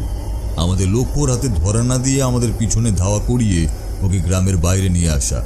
সেই কবরখানাতেই আমাদের যেতে হবে, ওখানেই এর উৎস আর ওখানেই এর ধ্বংস হবে।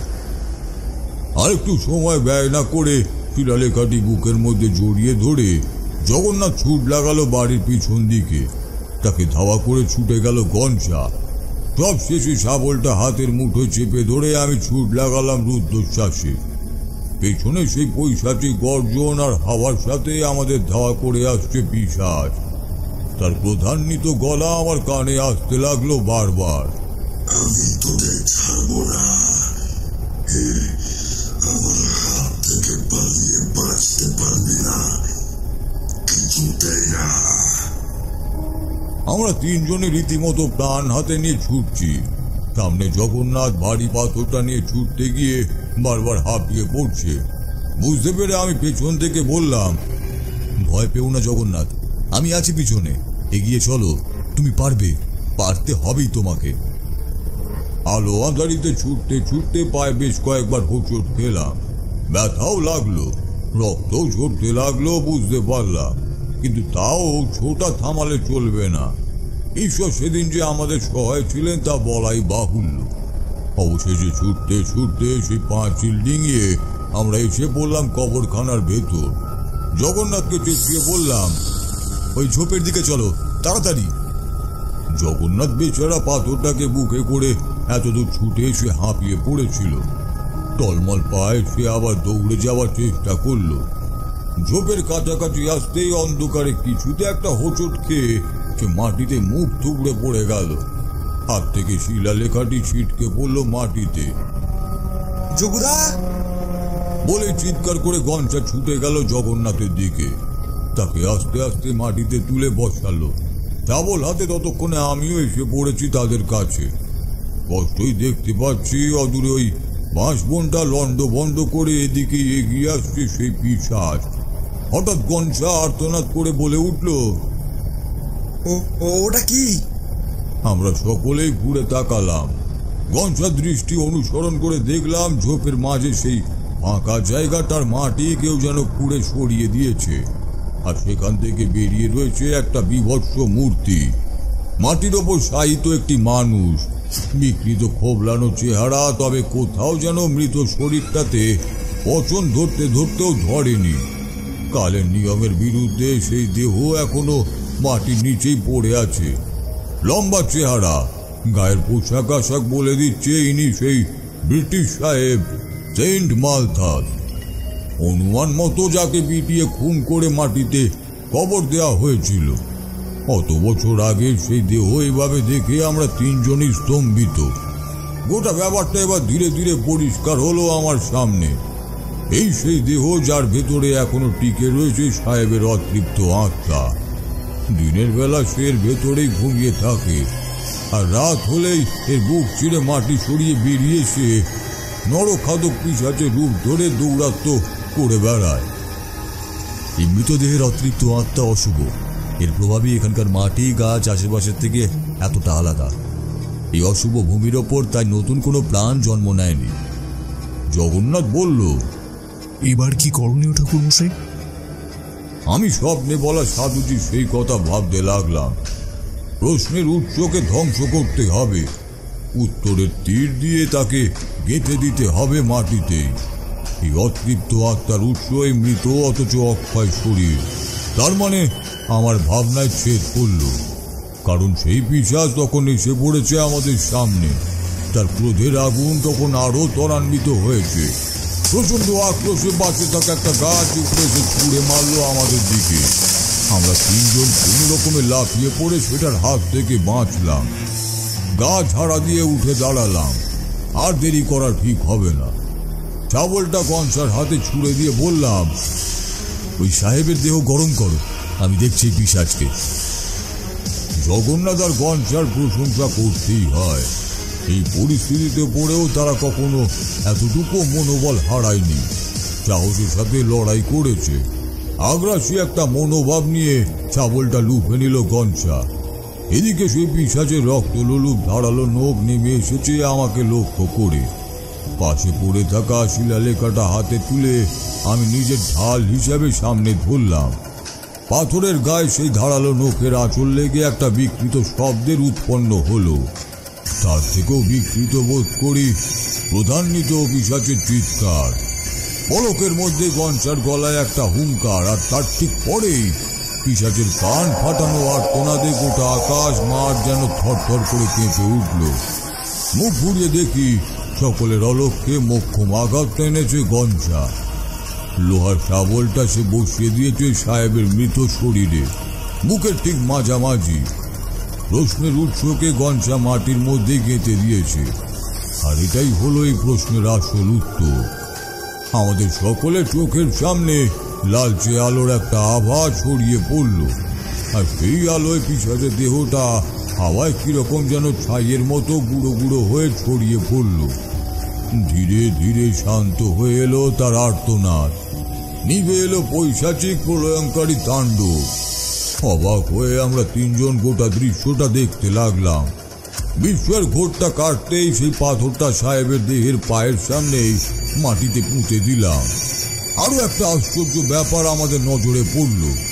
বুকে শাবল বেঁধা সাহেবের দেহটা আস্তে আস্তে কিরকম যেন শুকিয়ে গেল, আর নিমেষের মধ্যে পরিণত হলো চামড়া রক্ত মাংসহীন একটা নর কঙ্কালে। গনসাকে বললাম, এটা ভালো করে মাটিতে চাপা দিয়ে দাও। গনসা বলল, এই শাবলটা?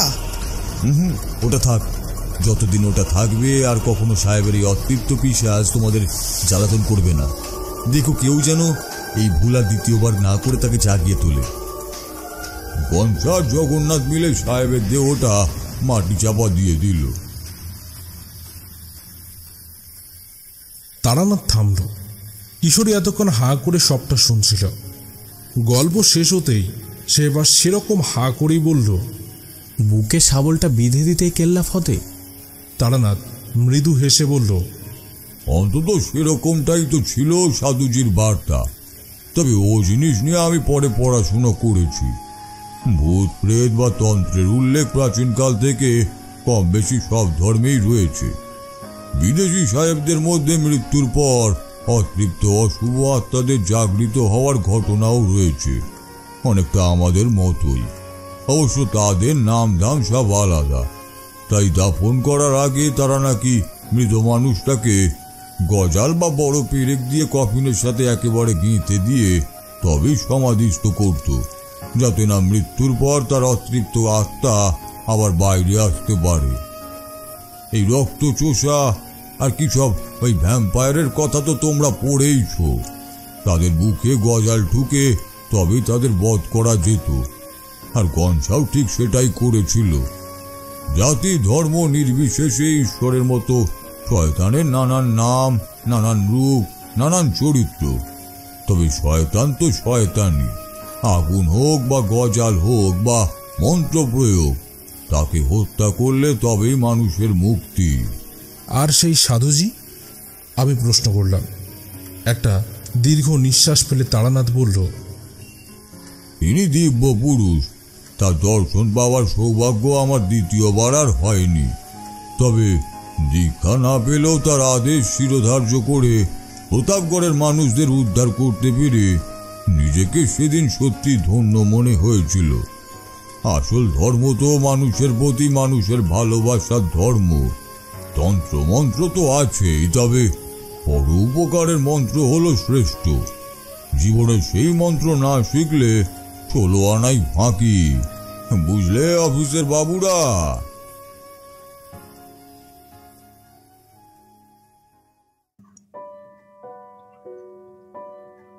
শুনছিলেন তারানাথ তান্ত্রিকের গল্প প্রতাপগড়ের পিশাচ। গল্পটি আপনাদের কেমন লাগলো অবশ্যই আমাদের কমেন্টের মাধ্যমে জানান। যদি ভালো লেগে থাকে তাহলে একটি লাইক করবেন এবং এরকম আরও গল্প শুনতে সাবস্ক্রাইব করতে পারেন অন্ধকারের আওয়াজ।